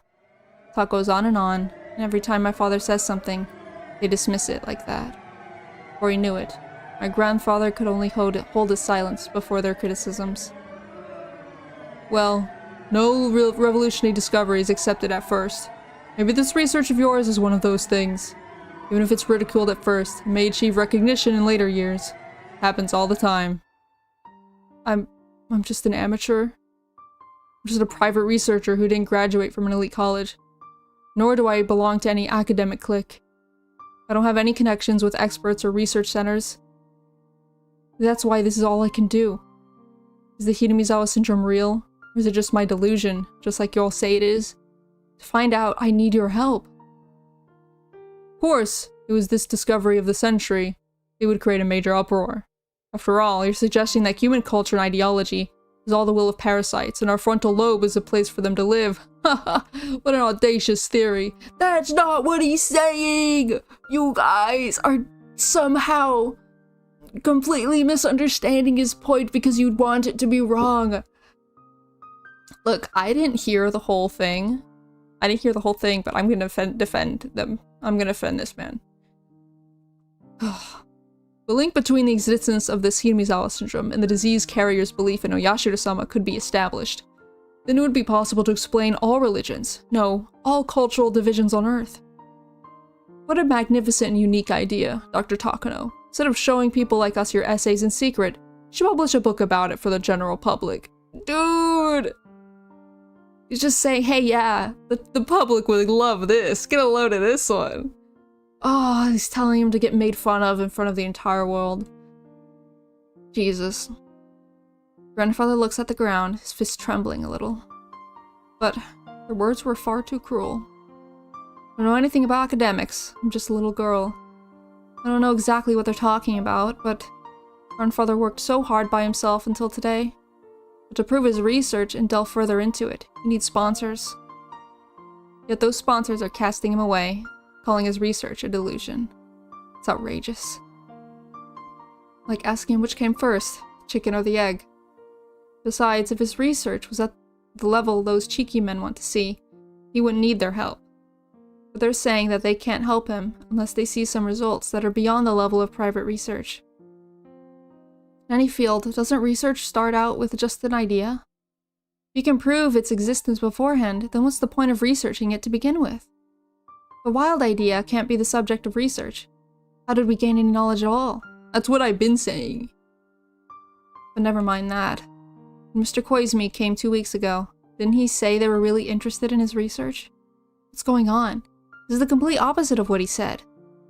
That's true, it is. It's very weird. Yes. I think this is very interesting research. Human brain still holds many secrets. Dr. Takano's idea is an extremely unique one. It seems impossible to ignore, especially from a eugenics perspective. Humans are not God's children. We're simply animals who underwent baptism of evolution. As such, according to Darwin, there will be many differences in that evolution based on environment. In other words, humans can be either superior or inferior. As a nation, we must think of how we can maintain good bloodlines and we can leave good genes behind. We do not raise that as a national policy and research towards it, but by the next century, mankind may fall to a fatal position on the hierarchy. Dr. Takano's research has the potential of encompassing more than just the parasitic diseases. If the evil, inferior humans we shouldn't let breed can actually be explained by a disease instead of genetics, then it becomes possible to correct their behavior through surgery. As a result, we can leave wonderful people for our future. From the eugenic point of view, Dr. Takano's research should get started immediately. Why are they talking about eugenics? It's possible that this could be the greatest discovery since Mona's invention of lobotomy. Oh, yeah. If causality between infectious diseases and an individual's nature could be established, this would be more than Nobel Prize worthy. Koizumi-sensei, thank you for giving us this chance. Takano-kun is a single-minded and passionate man. He's not good at dealing with people. He's been working on this research all by himself, and now he's hit the limit of what one person can do, and he needs help. Please, everyone listen to what Takano-kun has to say. You don't even need to ask, Sensei. We're all the ones who should be thanking you for this opportunity. We're already willing to help him. In fact, the more urgent matter we will be arranging jurisdictions within society. I'd like to thank you for giving me an opportunity to be involved in such a unique research project at this age. There was a knock on the door. The sliding door opened, and the owner peeked in. Excuse me, there's someone asking for you. May I bring him? Someone? Who could it be? The owner whispered in Koizumi's ear, and his face turned pale all of a sudden. Please let him in. No, I'll come greet him with you. As Koizumi stood up, 2 pairs of footsteps reached the door. Sensei? Didn't expect you to be here. Koizumi-kun, long time no see. I have something I need to tell you today. Yes. You need to tell me something, I'm all ears. Please go ahead. The old man known as Koizumi was not someone whose status could be taken lightly. Though he had retired, he was still powerful enough to wield great influence as a fixer. So from his meek attitude, it was easy to figure out what kind of person this man must be. The old man held onto his bodyguard's shoulder as he walked. He had an expensive-looking cane in his other hand. He couldn't even walk on his own because of his old age. But his intense, commanding presence hadn't declined one bit. We'll get straight to the point. Your friend's research. You need to put a stop to that. Huh? What do you mean? Koizumi-kun, you must take his knowledge of Hinamizawa syndrome to his grave. Nobody should touch it. If anyone looks into it, well, if you poke a bush, a snake will come out. A big fat snake, too. It would pain me to just watch you get swallowed by it. So I'm here to give some advice. Can your friends wait a little? So how about it? Do you want to have some drinks with me in a different room? Yes, I'll come with you straight away. Koizumi realized he was being pressured. He didn't know which direction it was coming from. But clearly some authorities weren't comfortable with the research on Hinamizawa syndrome and trying to stop him from supporting it. Huh. Koizumi-kun, do you remember the Marco Polo Bridge incident? Yes? We've talked about it a bit now. It was utter nonsense. We came here today expecting to hear a more objective side. Normally, we wouldn't have come all the way here for something like this. Since Koizumi-sensei asked us, we didn't have a choice. This really was a waste of time, but in a way, it was a good thing we came. We were able to give you some advice. Just take up bonsai instead of wasting the rest of your life on this. Oh my god. Bonsais are great. Dude, this hits. This is hard. This is so sad. Because I am conducting research. And I think that is probably the worst thing that could ever happen. Like, there's no way that'll happen to me, but I'm just like, oh god, what if it does? What if mine is so bad that my professors are like, what? How could you think this? This is so stupid and dumb, and you were stupid and dumb. Ah, it's awful. I agree. It's not healthy to just stare at formalin jars at a study. But it sure is a unique subject. If you want, I'll introduce you to the chief of a publishing company. General public loves things like this, you know. They aren't even trying to hide their hostility.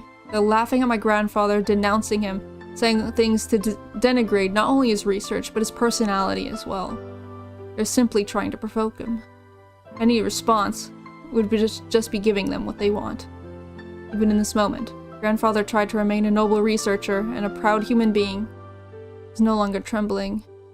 On the contrary, he apologized to them for taking up their time, told them that he had no intention of keeping them any longer. We'll give this article back to you. It would be so much easier if we could actually call it an article. One of the elderly gentlemen tossed it back to him. Grandfather couldn't catch it in time. Aww, the article he worked so hard on fell to the floor, and the paper scattered all over on the carpet. The elderly gentleman left the study without even apologizing for it. Everyone else followed suit. As they left, they trod all over my grandfather's article. Looked like my grandfather's expression didn't change, but I could see it warping. I could see the wall of research grandfather bore crushing and warping sadly. I jumped. I grabbed onto the elderly gentleman's leg. I don't hate him. If I were to ask if I hated him or not, the answer would be yes, but that's not the point here. What I really can't stand is this foot stepping all over my grandfather's article. Don't step on it! Don't step on it! Grandpa worked so hard on it! Don't step on it! I just want to move the foot that's standing on his papers, but the foot doesn't move, no matter how hard I push or pull, as if it's rooted to the floor. I felt someone grabbing me from behind. It was my grandfather. Please excuse my granddaughter. Don't worry about this. We'll clean it up. Don't! Don't step on them! I'm telling you not to step on my grandpa's article! My screams don't mean a thing to them. They completely ignored my screams. They continued to step on the papers and left the study. Only my grandfather and I remain in there now.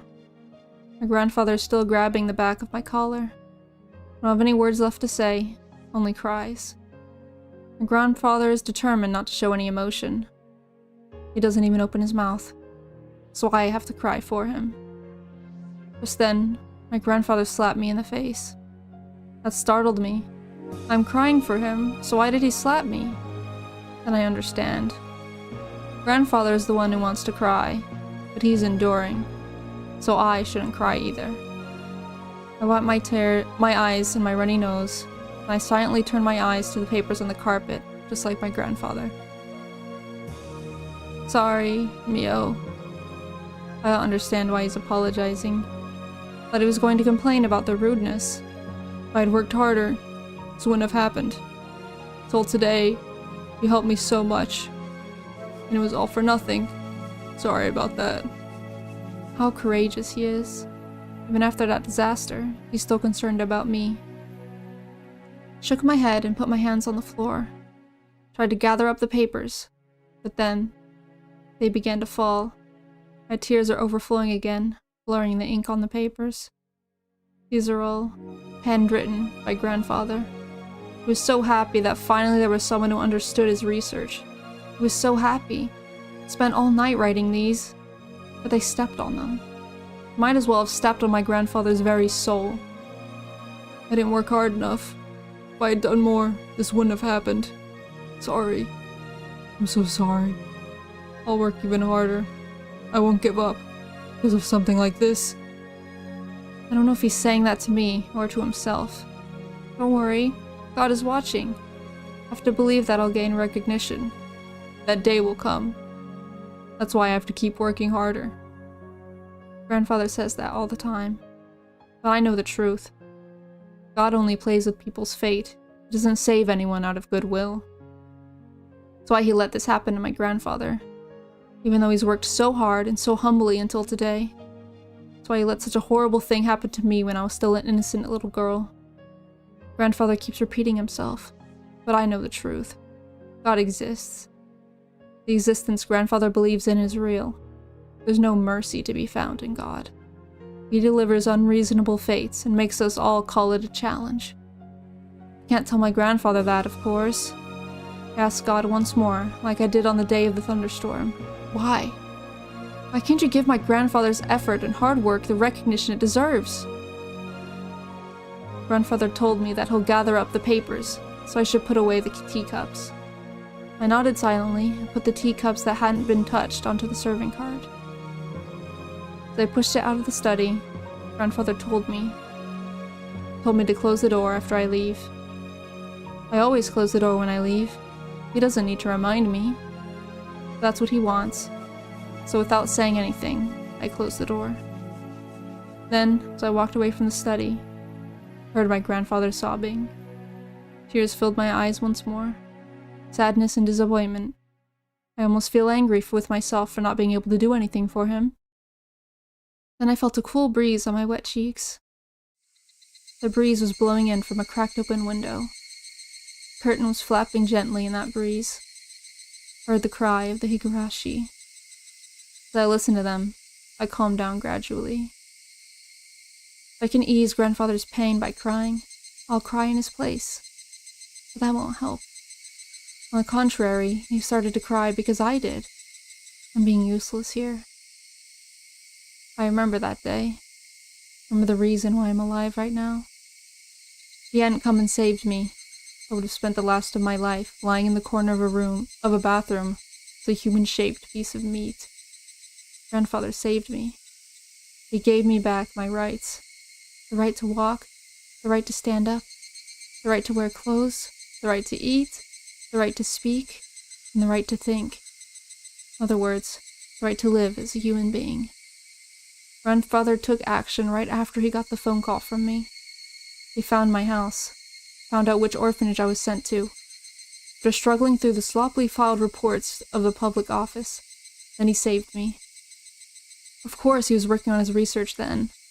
He spent his precious research time on saving me, a perfect stranger. I vowed that if his heart failed, I'd rip my heart out and give it to him. But of course, his heart is fine. He doesn't need a heart. He needs something else that's equally important. That's something only I can give him in this whole world. I clenched my fists and held them so tightly that my nails left marks. I now know what I'm supposed to do with this new life as Mio Takano. I finally know.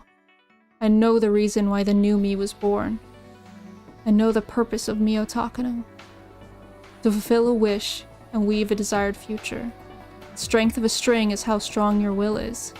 A noble and strong wish will come true. Huh? What? Huh? I thought I knew of my grandfather's greatness, but I didn't actually know the half of it. For me to be able to really help him, I have to reach his level. All my lessons lead back to my grandfather. There wasn't a single subject I could ignore. Right now, studying hard is what I can do for him. I've been a teacher for a long time, but I've never seen such a hard-working student. You've learned not only academically, but socially as well. You've made a great deal of friends. I have a goal in which I can only reach by studying hard. Also, I know how powerless an isolated genius is. That's why I need to learn to socialize. Wow, I mean, yeah. That's not enough. Not even close to where I want to be. Entering college is only a step forward. What matters is what I can learn there. Not even close. Not even close to being able to help my grandfather. I'm so proud of you. You can go to Tokyo or Ochanomizu University, or any college of your choice. Nothing will stop you. The most important thing for you is that the school will teach you what you want to learn. A big decision that inhabits a tiny soul. My life is heavier than Earth. My decision is heavier than Earth. I'm so freaking confused, actually. Do I have what I need to be able to truly understand Himizawa syndrome and help grandfather in his research? I don't need compromises or excuses. The heights I seek are lofty and precious. Precipitous. This isn't enough, not even close. My classmates are such idiots, acting as if they're winners in life just because they entered this school. College is simply a place to learn what I need to know. This self-proclaimed best school isn't worth my time. I'm not interested. I didn't expect a talented woman like you to end up at this parasite research center. Sure, everyone wanted you, huh? I assumed you were interested in something bigger. I want to study and research parasites. I've worked hard to earn the right to study here. Aren't I qualified to learn? Yes, of course. There's no reason why we should refuse someone who got the top score on the entrance exam. Welcome to the Parasite Research Center. People usually aren't that interested in our field. There aren't too many researchers who study it. That's why there's still a lot of unknown elements compared to other fields. That's quite true. The study of parasites is a mysterious world. Or rather, it's an ignorant one. An ignorant world where the preconception that parasites can't possibly control humans pervades. And those ignorant people laughed at grandfather and stepped all over his article. There are still many unsolved mysteries in the world of parasites. I'm here to solve them. I came here to help the people who want to solve them. A wish that's guaranteed to come true is not called a wish. That is fate, not a wish. I weave fate. Fate is an absolute power to control people in the world, not just an individual. Who the frick is talking? Learning isn't enough for me. I have to be able to research with my grandfather. And so, I don't ignore the means to gain the help my grandfather couldn't get. Grandfather's research isn't complete just when it's finished being written on a desk. I need the help of plenty of people to present it to the world, so his great work will be praised by many. Yes, that's correct. As an association, only the top graduates of the Imperial University are allowed to join. Therefore, as only 7 people per year are allowed to join, a small group compared to the normal organization of alumni. However, its solidarity is unrivaled. Thank you for inviting me to such a gathering. I'm honored. I would like to take the lowest seat. Oh no, we can't let someone with such accomplishments and experience sit in the lowest seat. Sure, everyone will welcome you. Cabinet minister and several important government officials, company presidents, company advisors will be there. They all need you, and they'll provide the help you need. Koizumi-sensei belongs to this association, right? He's my grandfather's best friend. What a coincidence. I see. Sure, Koizumi-sensei will be glad to find out that you'll be joining. An isolated genius is a useless one. People live in society. Society is made up of connections between people. Nobody can ignore that. I'll do my best as an individual to gain the power that can't be achieved as a mere individual. I have to rely on my connections in society. It's all for one purpose. My only wish is Mio Takano. Yes, can't spare any effort. My absolute conviction will forge a guaranteed future. Nobody can interfere. Nobody can stop me. I won't allow the die to roll a 1. I won't admit that diligent efforts can be erased by a mere train accident. I'm going to make all the dice roll 6s. I won't entrust the die to God. I won't give in to luck. Only people who pray to God are people who don't want to work hard. Oh, no, that's a statement. Oh my god. I don't trust God. I'm going to create results myself. My strong will is going to create an absolute future that God can't possibly prevent. This is a different way to become a god than the one my grandfather taught me. This is a way to become a god while still alive. When I realized it, I became truly free. Free from the sadness of losing my parents and my miserable life after that. Free from grandfather's tears when his article was stepped on. That's right. I'll be above God. I'll be an existence that God's caprices, I don't know that word, can't even touch. I'll make people recognize grandfather's research. It's the future I wish for. Future I promised will come to pass. People will fight over grandfather's article. People will respectfully read the same article that was once ridiculed and stepped on.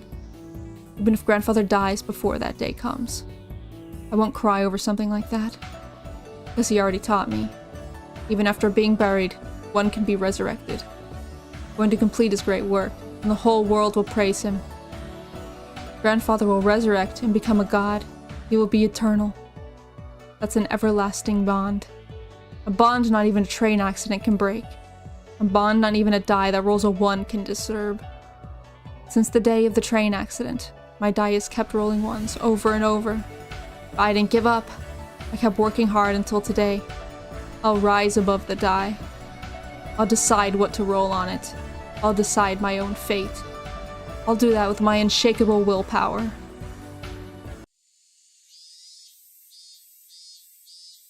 Hinamisawa!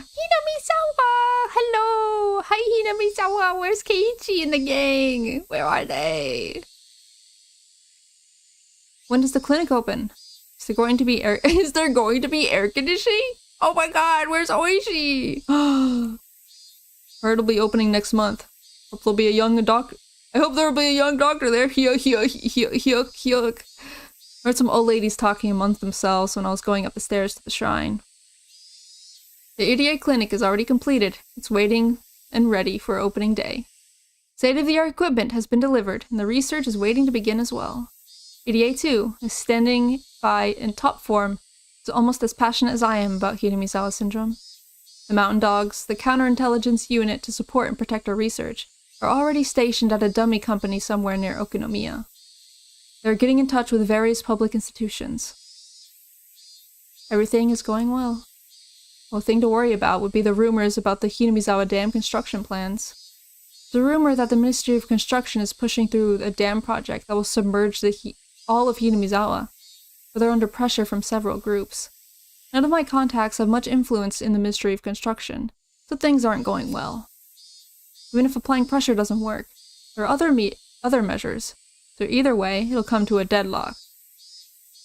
Deadlock. I'm not being optimistic. I just know that's how it'll end. I'll conduct research here in Hinamizawa.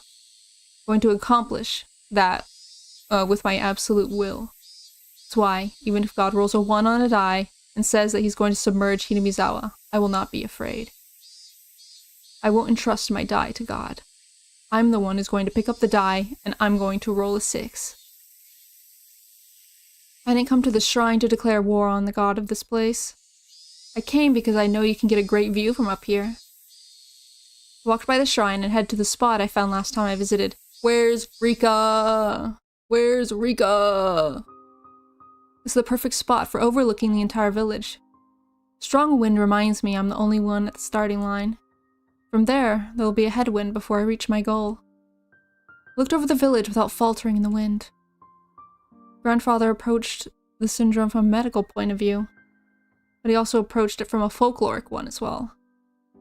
The strange belief system in this village is proof that the existence of Hinamizawa syndrome was already known of even in ancient times, so it'll be extremely useful to research their history too.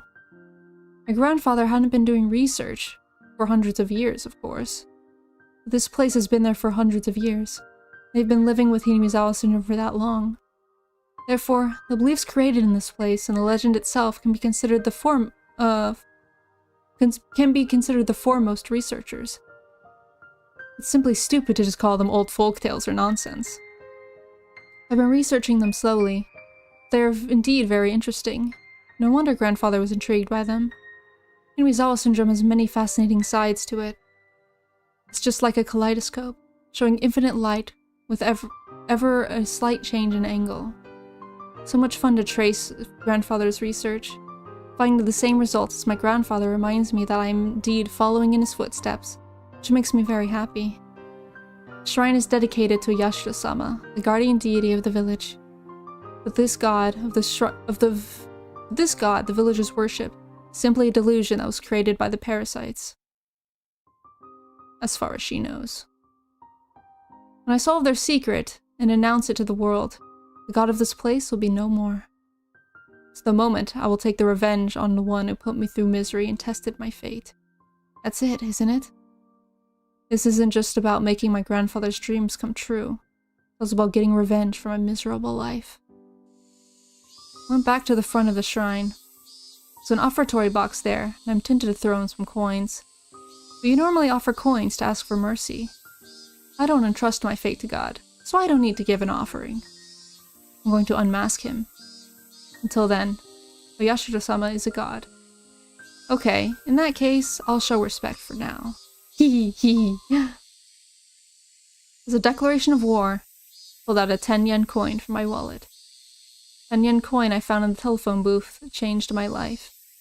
If I hadn't been there, my life would have ended then. I'm grateful at least for that 10-yen coin. I'm not grateful to the god of this shrine, though. God, she says this. But I haven't forgiven you yet. I never expected anything from you, and I'm here because of my own hard work. Even if you keep playing tricks of fate, or keep rolling a 1 on the die, that won't bother me. With my strong will, I'm going to get what I want. My grandfather will be praised, become a god, because of the research I'll do in this place. I'll defeat the god of this village, become an existence above even gods. Since when did I care about God, huh? Maybe because my grandfather often talked about him? Here, this is the 10-yen coin you gave me before. My debt's paid off now. You just keep clinging to your throne and tormenting people with your trials, while I fight my battles to knock you down from there.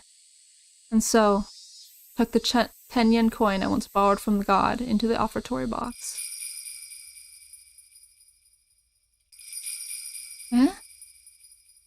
For a moment, I couldn't understand what happened. 10-yen coin was supposed to fall into the offering box. But, can I explain this? That's not what happened. I aimed correctly for certain. Who could miss an offertory box anyway? That's not it. Because the 10-yen coin stopped in midair, as if it got stuck by a spider web. And it bounced back to me and fell at my feet. It was as though the offertory box had refused the coin. Of course, an offertory box is to respect God, but what I did was challenge him. That means this is... I jumped. because I thought I was the only one here. Anyone would jump when finding there's someone else standing there unexpectedly. Rika? What?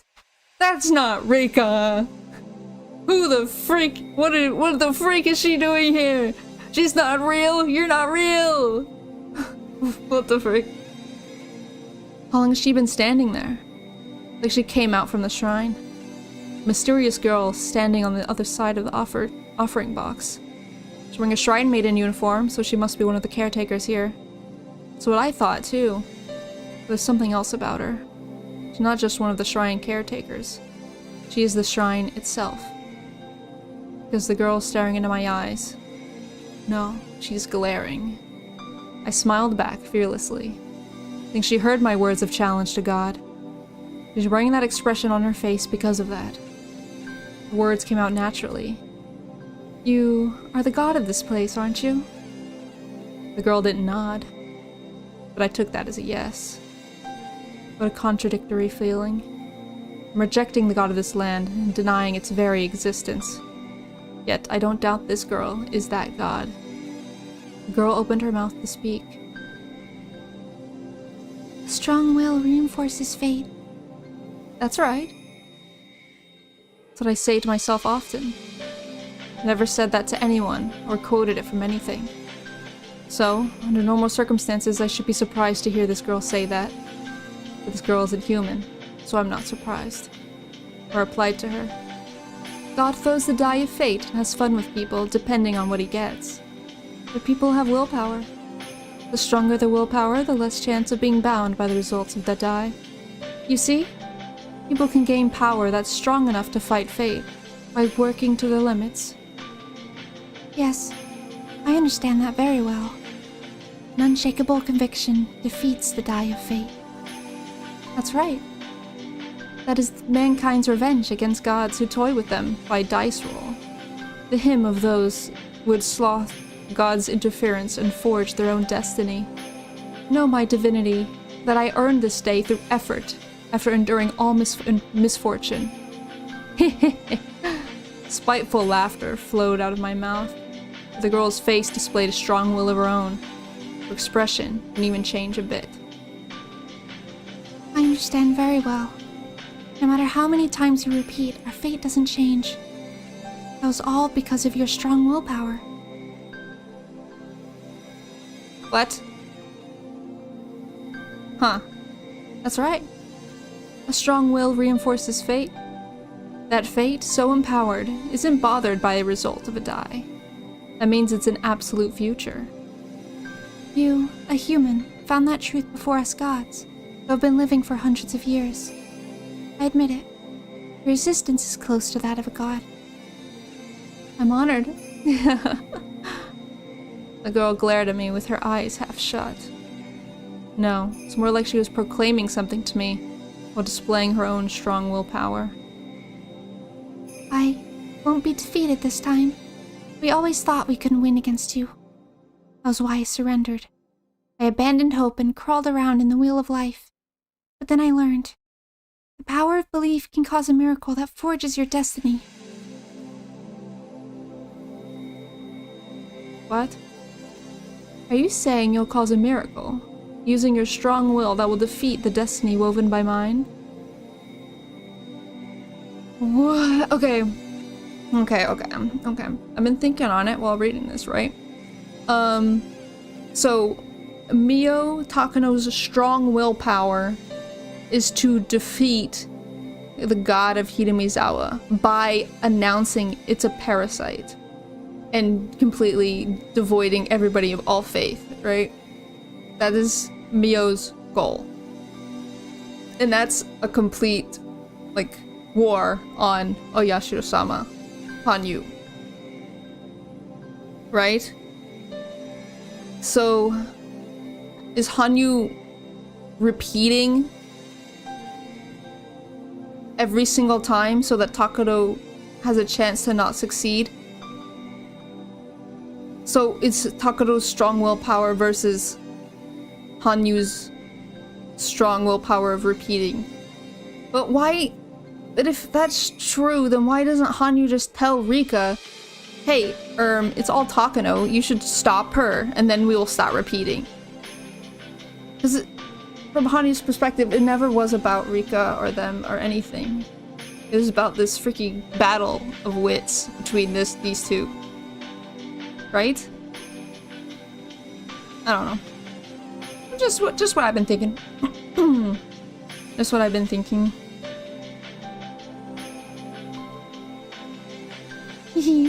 That's logical enough. The very Umineko-esque question. I have not seen Umineko yet. I was like, oh, I'm gonna play Umineko after this, but I don't know if I can. It's so long. It's longer than Higurashi, and Higurashi's taken me 4 years to finish. Oh, Umineko would take me 10. Because that's the law of this world. Strong will can make a desired future possible. We won't be defeated by your will. That's fine. So you insist on being an old god. Try and see if your willpower can defeat mine. God tests people, yet people aren't allowed to test God. So I'm going to test you here. See if your willpower can defeat mine. Come on, go ahead, try it.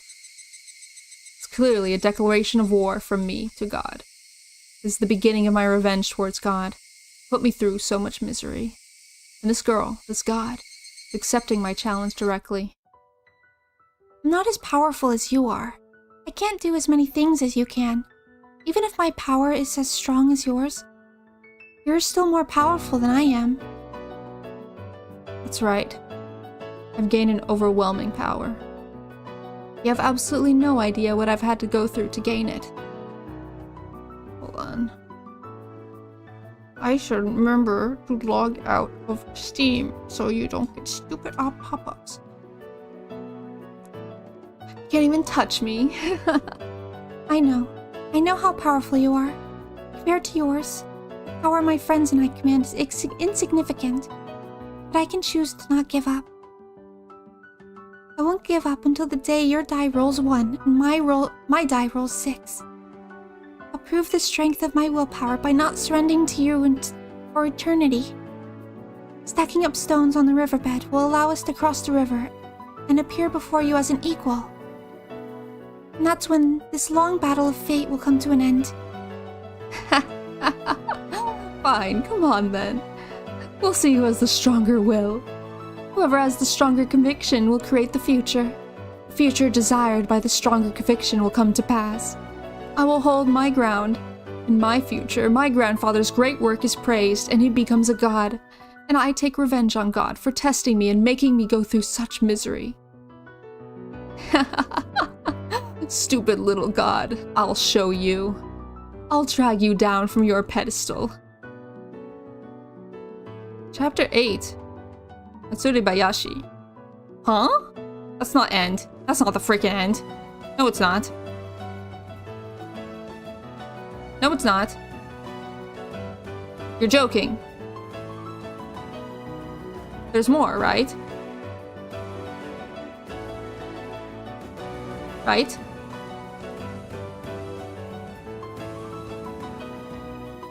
It's only the beginning. What the frick does that mean? What do you mean it's only the beginning? There's more. Okay, okay, good. Okay, there's no credits. We're fine. We're fine. There's gotta be more. Finish the prologue! What? The prologue! The prologue! You're freaking joking! Okay. Okay. Okay, look. I didn't want it to be the end, but I didn't want it to be the beginning. Holy Jesus. Oh my god. Okay. Y'all right. Wait, let me... No tip. No tips. Where are my tips? Okay. I remember a little bit. All of this was just a prologue. Apparently. Can I keep going? How long has it been? like 2 in some hour. Nah, my throat hurty. We're end for today. But I will finish this. I will. I'll do it. Because I have strong willpower. Yeah. Thank you guys for being here and watching. You're in for a lot next time. What the freak? Oh, that's so menacing. But that's exciting. That's menacing but exciting. Thank you guys for being here and chilling with me and vibing with me as I read through the amazing tale of Higurashi. Have a good day. Have a good bite. And I'll see you guys next time. Bye!